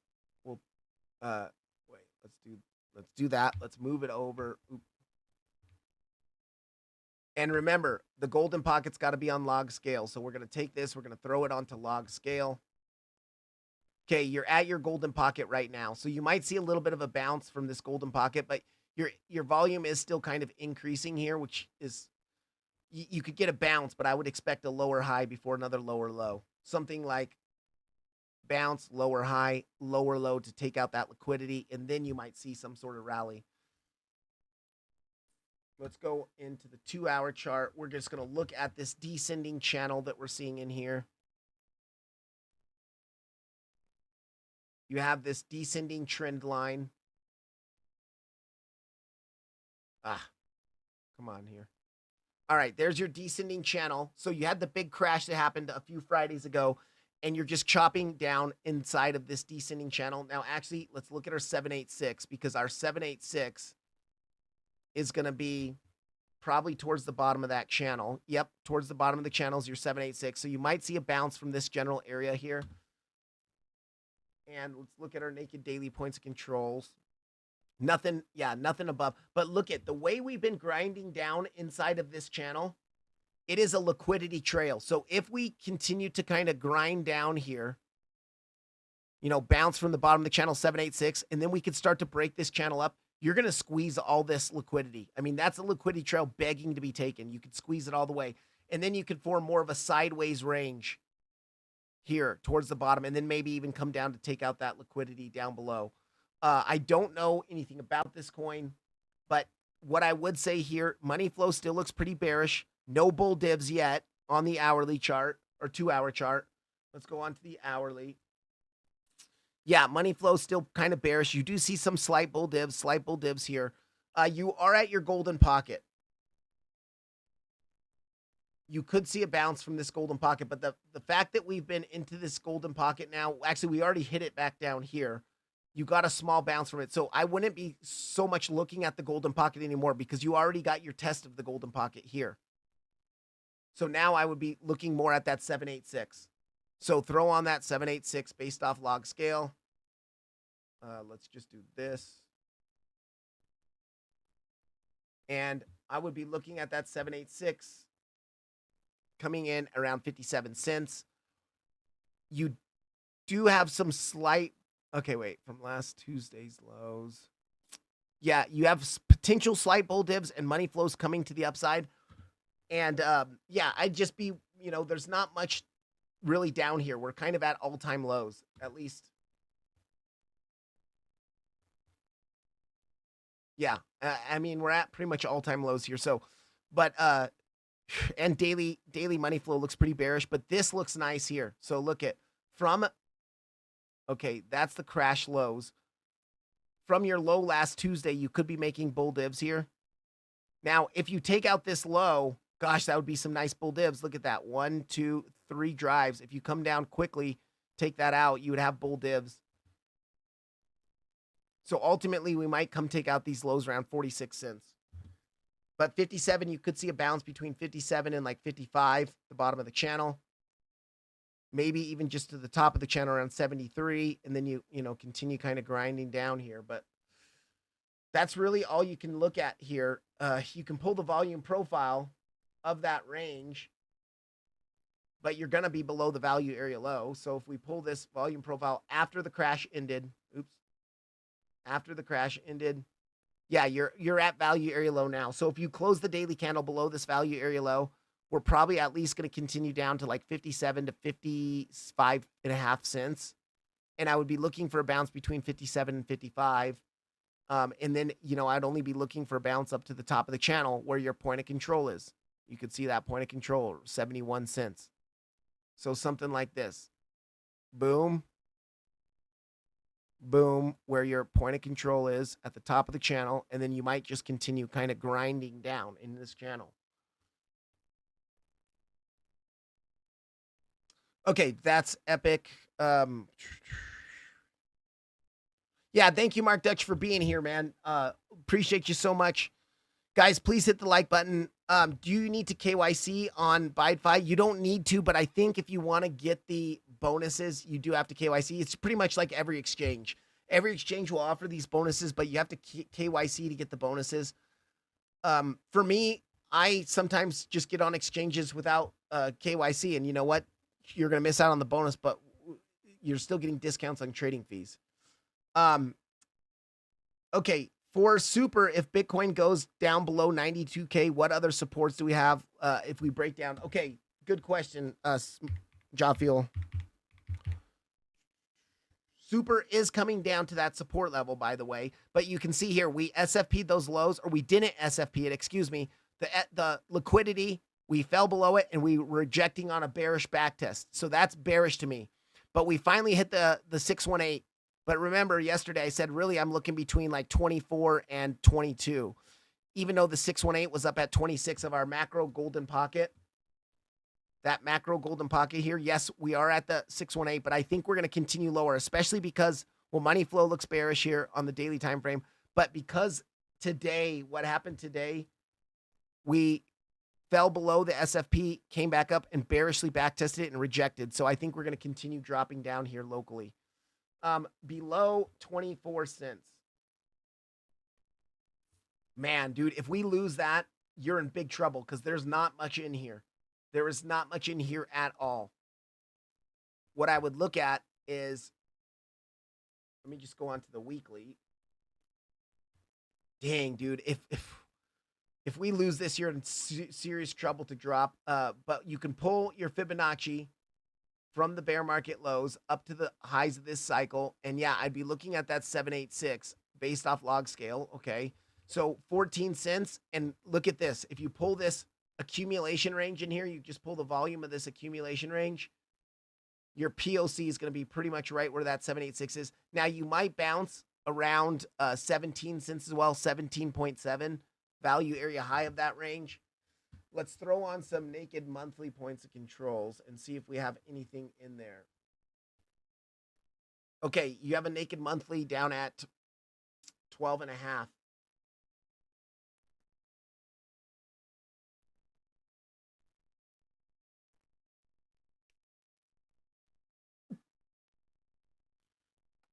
You don't want to lose this golden pocket here. Because you can see if we zoom in onto the daily time frame, there's that daily order block there, but there's nothing else in here. Look at nothing else in here holding you really from coming down to that 786. So I would say you're probably going to get a quick flush to like 14.8, 14.7. This needs to hold. Jaw Fuel, this really needs to hold. Now we can also look at, because this was kind of a three-wave corrective move in here overall, or, you know, man, let's pull our trend-based Fibonacci extinction and let's look at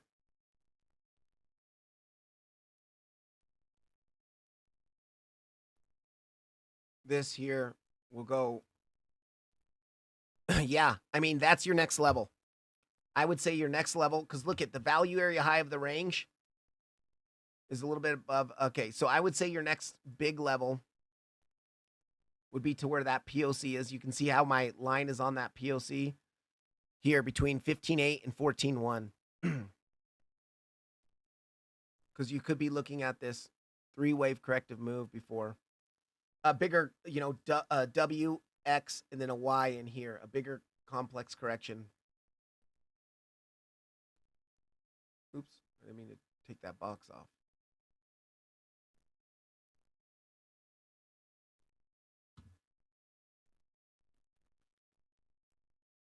Damn.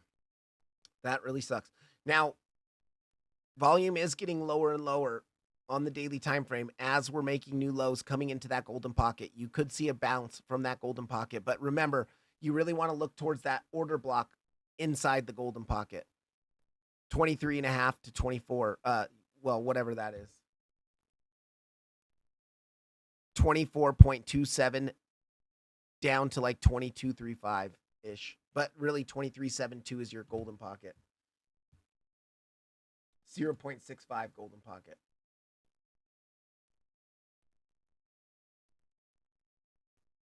Okay, weekly doesn't go back far enough.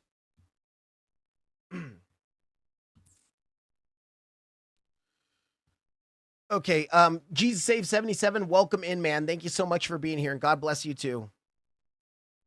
Yeah, Filecoin. We can look at Filecoin real quick. Man, okay, so Filecoin came up and took, remember, we were trading within this descending channel, saw a deviation of it, got back in it. We took the liquidity of the channel, because when you break the channel, you're going to come up, you're going to take the liquidity of the top. And unfortunately, guys, we're coming into our golden pocket right now, but you're losing the value area low of this range. Yeah, you're losing the value area low, which was around your channel midline. If you don't bounce from this golden pocket, you're going to come down here, because you can see the value area high of your small range and your point of control of your small range is right around your 786 and the bottom of the channel. When you break above the channel, just to take the liquidity of the channel, you could drop all the way back down to the bottom of the channel and continue grinding in the bottom. But what I would say here is this golden pocket that we're hitting into right now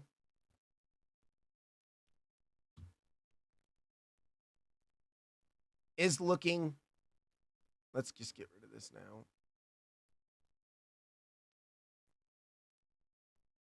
Golden pocket that we're hitting into right now is pretty nice. The way that this is grinding down, like in a corrective channel here. So we might get at least a bounce from here to make a lower high before making a lower low.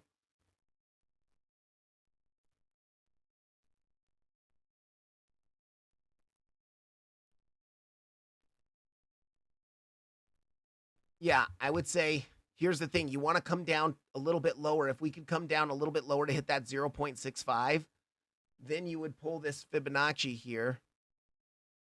Your 382, which often rejects you in a strong trend. You could see rejection top of the channel to come down to the bottom of the channel. But money flow looks pretty bearish here. Now you are starting to develop some bull divs, but one drive of bull divs is not going to overpower this bearish ass money flow. So be aware of that. But I would say this area here, 166 to 162, really 167 to 162 is going to be a real nice level. You have your previous range, point of control value area high, 786, bottom of the channel.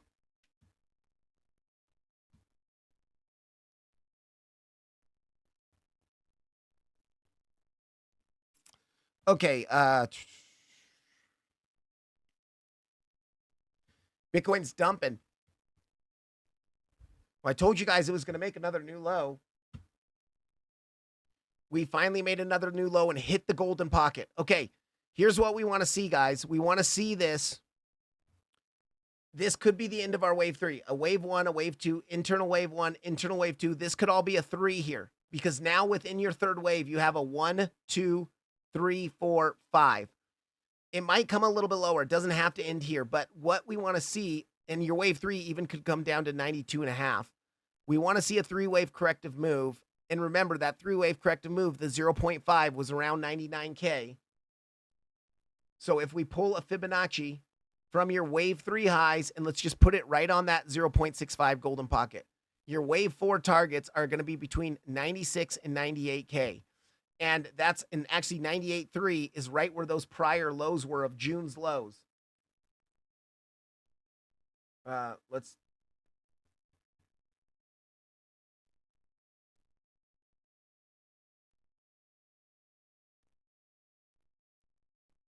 Okay, so what we could see here is if we continue dropping here, 1, 2, 3, 4, 5, you might see a 3-wave corrective move to retest those prior lows. Another dump, another sideways range, another dump. And this 4, 5, hopefully it's kind of like a wedge in here. Man, guys, I hate to say this just looks so bearish. We're at support right now, but this looks so bearish the way the charts all look right now. High time frame, everything. Okay, XRP, we can do that. Volume on Coinbase is good, but I like Binance. Coinbase has the most liquidity. Yes, you're right. For me, Binance does have a lot more fake outs, but it's actually very similar in volume. Yeah.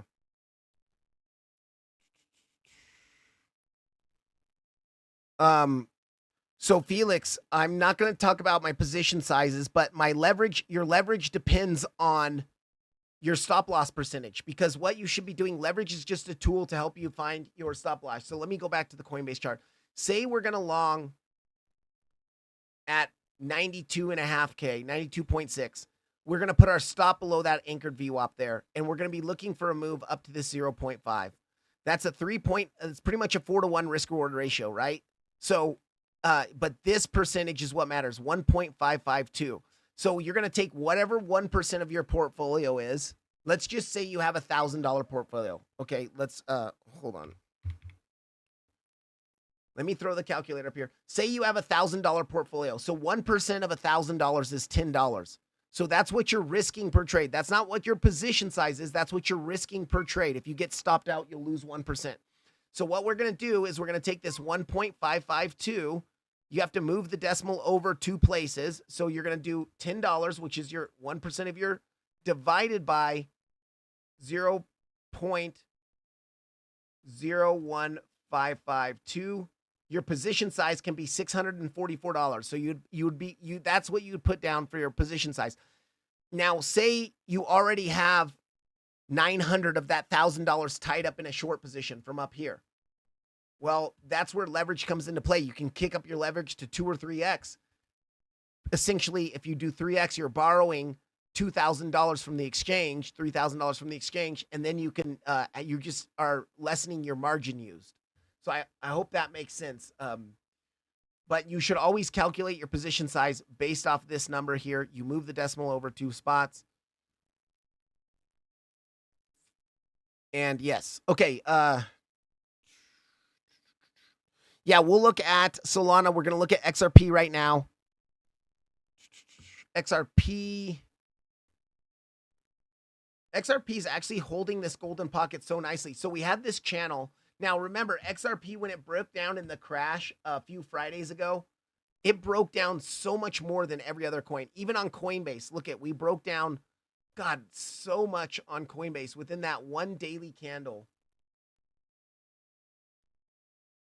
It broke down 37%, and that's on Coinbase. On Bybit, it broke down like freaking 70% or something like that. Crazy amount. 59%. So But what we're looking at here, because the low was so aggressive there, we haven't come down to take out that low like many of the other coins already have. But we're at the golden pocket, and the golden pocket is also the value area low of your range. You can see this range since the dump ended, we've been in a pretty much a sideways range. So first of all, we rejected this resistance up here. We were looking at this value area high, 786. We rejected it. I'm going to get rid of this now.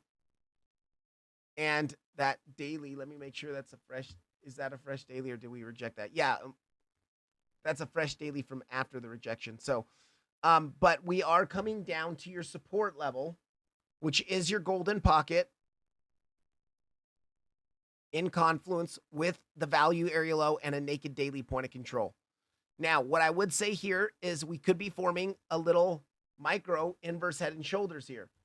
30-minute chart, left shoulder, head, right shoulder here, and you could at least break this up to back test your point of control of your range in confluence with the breakdown of the channel.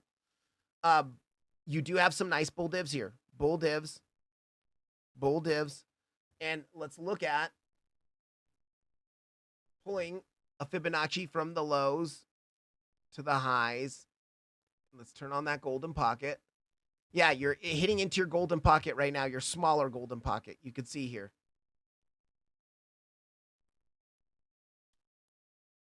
Smaller golden pocket 786. You really don't want to break down below 224 again. If we throw on that as a, yeah, because that's where your 786 is at 224.78. And if you do that, you could be forming, because this is a little sideways range in here. And we're looking like it could be a bottoming range, left shoulder, head, right shoulder. So you hit into that 786, you come up, you hit, you reject from your POC on the bearish backtest of that channel, then I would be looking for new lows. But let's say you take that long position from the 786, your stop, let's give it a little bit of breathing room. You're going to target up towards that POC up here. It's a really good risk to reward trade. Even if you put your stop below the low, that's still a 6-to-1 risk reward ratio there.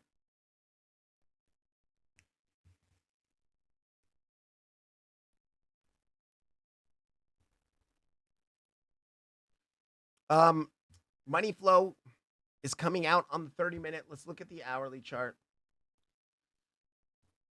It does look pretty good. You do have some bull divs, lower lows here, higher lows here, and your money flows curving to the upside. You also have some bull divs here, 3 lower lows, 3 higher lows here. So you might be able to get a scalp trade from pretty much where we're at right now. Golden pocket 786. I would look at that 786 though, 224.78 or like 224.8, 2.248. I'm sorry. And then if you break that down, honestly, if you break that down, oh, I mean, you're going to be looking at that 786 at 217. But is there anything else in there? Let's pull. Okay, so that's your range since the big crash. But let's look at our range since last Tuesday's lows. Yeah, your value area lows right down there. So your next level of support,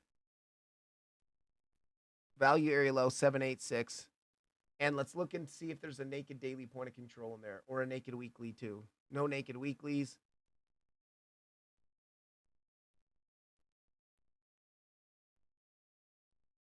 Naked daily's a little bit above that, unfortunately. I don't like where that's at. 224.69. In some ways that could be useful. Like, I know this looks like a mess right here. Guys, give me just 1 second here.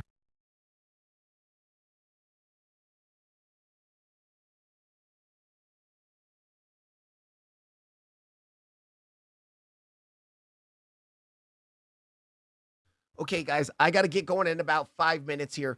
We'll look at Solana and Ethereum real quick, and then I got to get going here. But yeah, if you do take out one more low into that naked daily point of control, You could be making a third drivable div, 1, 2, 3, and then see like this. That would be pretty nice to see there. Money flow curving to the upside. But I really like that 786 value area low better. All right, let's go into Ethereum really quickly. Ethereum, guys, is coming down. At this point, I would be looking at taking out your low. You're so close to it. Now, remember, we front ran it, and if you front ran it and you see a small move up, the next time you do have a higher likelihood of breaking down past it. But we're really at key support on Ethereum. Let me go on to the Bybit chart. We're at that macro golden pocket and that pitchfork midline. This is bad. See our small range, our sideways range here since the lows of last Tuesday, this small sideways range. Look at what happened yesterday. Lost the range, bearish backtest, rejected, made new lows. Now came up, bearish backtest a second time.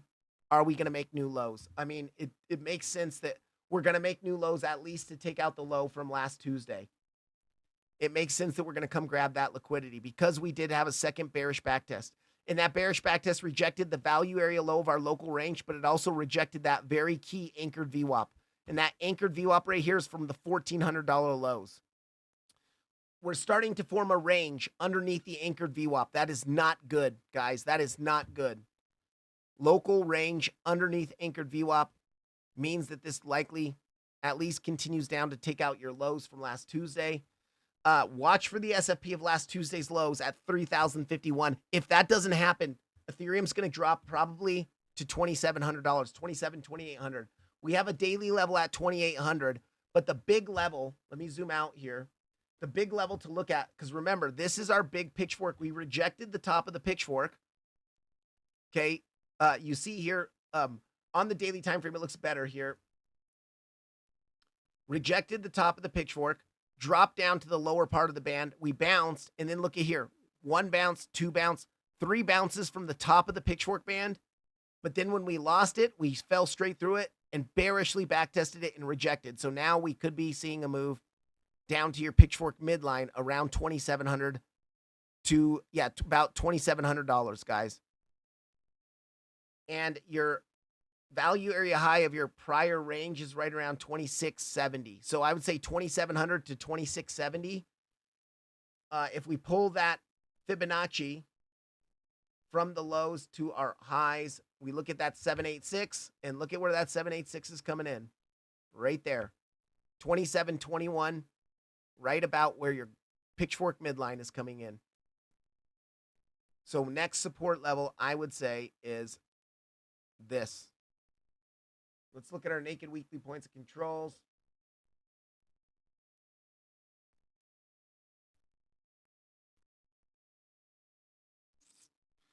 Okay, this is actually interesting here. Let me turn that off. I think I have it marked out already. A naked weekly point of control just below us that was front ran. Look at this. This naked weekly point of control here at 30.49 was front ran by $7 on the low last Tuesday. And it is still fresh. I just checked it. Look at this. Fresh. It has not been tapped. Actually, we can move that down. There you go. 30.42.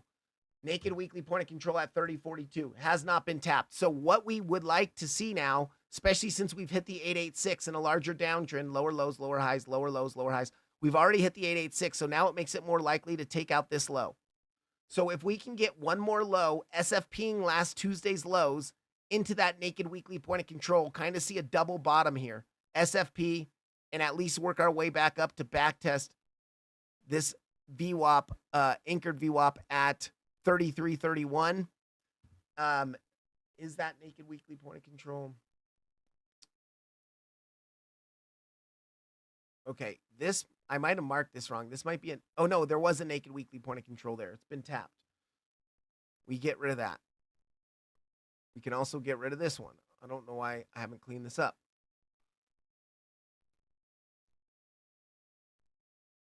But yeah, I would say watch out 30.42, 30.43 in that general area. It's closer to 30.43.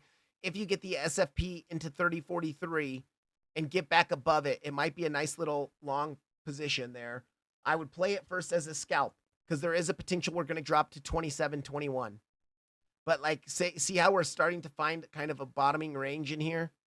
If we continue kind of this grindy price action, SFP, boom, and then we could work our way up at least to take out your range highs. So for me, what I would be looking at is these highs right here at 32.70. If you come down and you SFP into your naked weekly and you come up here in a 3-wave corrective move and take the liquidity and reject, I would pull 50% out. The second you started taking liquidity and rejecting, pull 50% out, because you could just be doing that range before ultimately breaking down.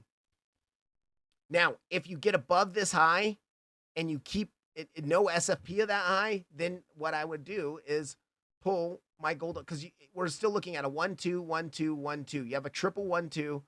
This could all be your 3 4 5 4 5 4 5. So we might be looking at this impulse not finished. So what I would do then is say we come down here, we SFP the low, pull your golden pocket from, or not even a golden pocket, between the 382 and the 0.5. So let's just say we do something like that. Man, that's going to be bearish. You're going to be looking at taking profit at the lows of this little range. It sucks. The one thing you could say is sometimes your 4-5s are smushed together like this. So we have our triple 1 2 in here. You could say this was the end of your 3 4 5 4 5 4. If we come down one more time, 5, that would make your 3 4 5s. They would be really squished together.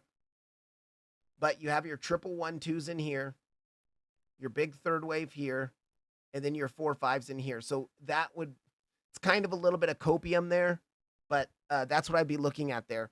But yeah, 2,800, you know, on Ethereum, you do have that daily level at 28.16, but there's not really much else in here, guys. Like if we zoom out, there's not much in here. I mean, yes, you do have some kind of a little range in here, but look at this big fair value gap in here. And I guess you have that order block. This little order block is around 27.89. You do have a nice order block right here, around 27.90. But that's, you'll probably get a bounce from that order block, only to like make another lower high. You'd probably get something like this: bounce from daily, lower high, bounce from order block, lower high, there, something like that.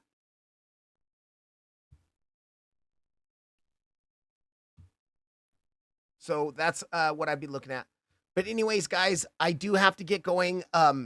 Thank you so much for, ZEC. Yeah, Ludong, I'll check ZEC for just a second here, but I do got to get going here. Let's see.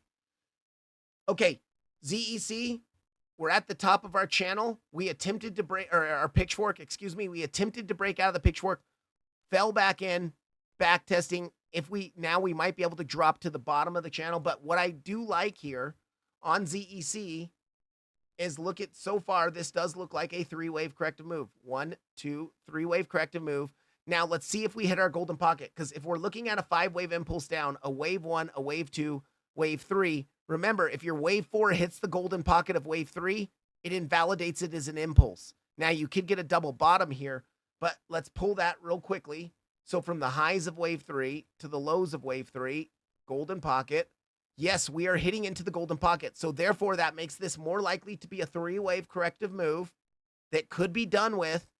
And now we're about to continue the uptrend here. You could see a small, because this is a local golden pocket, top of the pitchfork, you might see a local pullback here. I definitely wouldn't be longing right now, because you're longing into golden pocket and pitchfork resistance.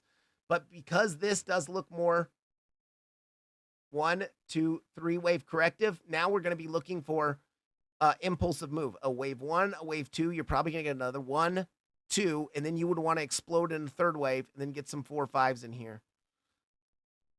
Or you're going to see no rejection at all from this golden pocket. This is a wave 1, wave 2, wave 3, 4 5. And look at, as we were dumping here, volume was going lower and lower as we were doing this 3-wave corrective move in here. Let's see if we got, now the more bearish scenario, let me just say this, the market is bearish right now. because a more bearish scenario could be, instead of seeing this as a single wave 1, wave 2, wave 3, wave 4, wave 5, instead of seeing it as a single, what is Bitcoin doing? What is Ethereum doing? What is all these coins doing? They're doing double 1, 2 impulses to the downside. So Zcash could just be a little bit late. A wave 1, a wave 2, here's your internal wave 2, your internal wave 1, your internal wave 2, and we could see a 3, 4, 5, 4, 5, something like that. Now, that is not the highest probability because your secondary 1, 2 is larger than your primary 1, 2. So it makes it less likely, making this the most likely scenario. Corrective move. Now we're going to take out the highs. Okay, so if we're going to do that, let's go on to the daily chart. Let's see. I have another. Yeah, volume still increasing on the pump. That looks good. I have another chart. Let's see. ZEC USDT. Okay. Yeah. We got this ascending channel on the 2-hour time frame. You can see this ascending channel. It's really pulled based off this last price action here from these two lows right here. So we have this ascending channel, and I pulled it to this high because this was the start kind of that corrective move, and then you kept going. Now we're bouncing from the bottom of the channel. Check that out. Bouncing from the bottom of the channel. We're, I would say, coming up to the top of the channel around $9 or 920 to 940. No, it's probably going to be closer to 935 to about 975. That top of the channel. But as long as you're in this channel and not losing this channel, you have higher likelihood to continue to the top. And then if we look at, let's go to the 12-hour chart. If you look at your 2.618 Fibonacci extinction, now this is not a pitchfork, guys. Let me hide this smaller channel. This is a trend channel, a Fibonacci channel, just like I showed you on Bitcoin. So that Fibonacci channel is pulled from the bear market low to your first huge bullish break in market structure down to your higher low. That's your initial channel, is this two pink lines with the white line being the midline. So you broke above your 1.618. You can see you had a small rejection from it. Now we're coming up, we're breaking above the 2.0 fib extinction of the channel. We actually are bouncing as a support from it.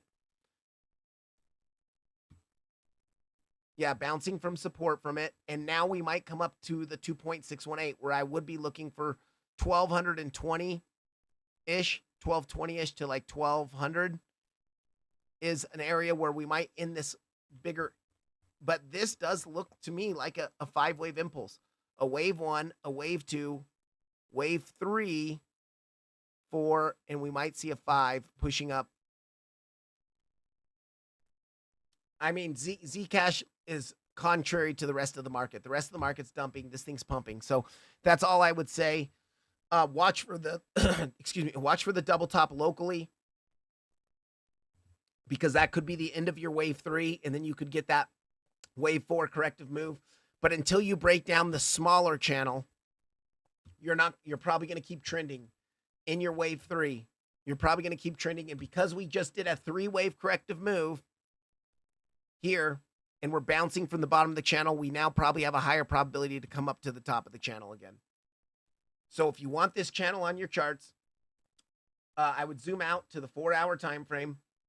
You're going to take this low on Friday, October 17th as your pivot 1. Your pivot 2 is going to be the low on Thursday, October 23rd.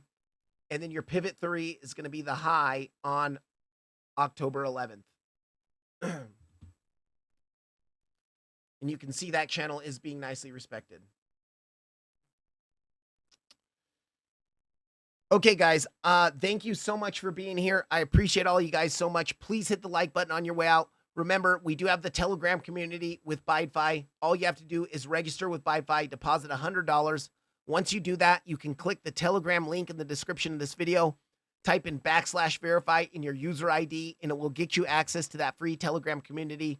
The money is your money to trade with. You get the bonus. You get the 20% discounts on trading fees.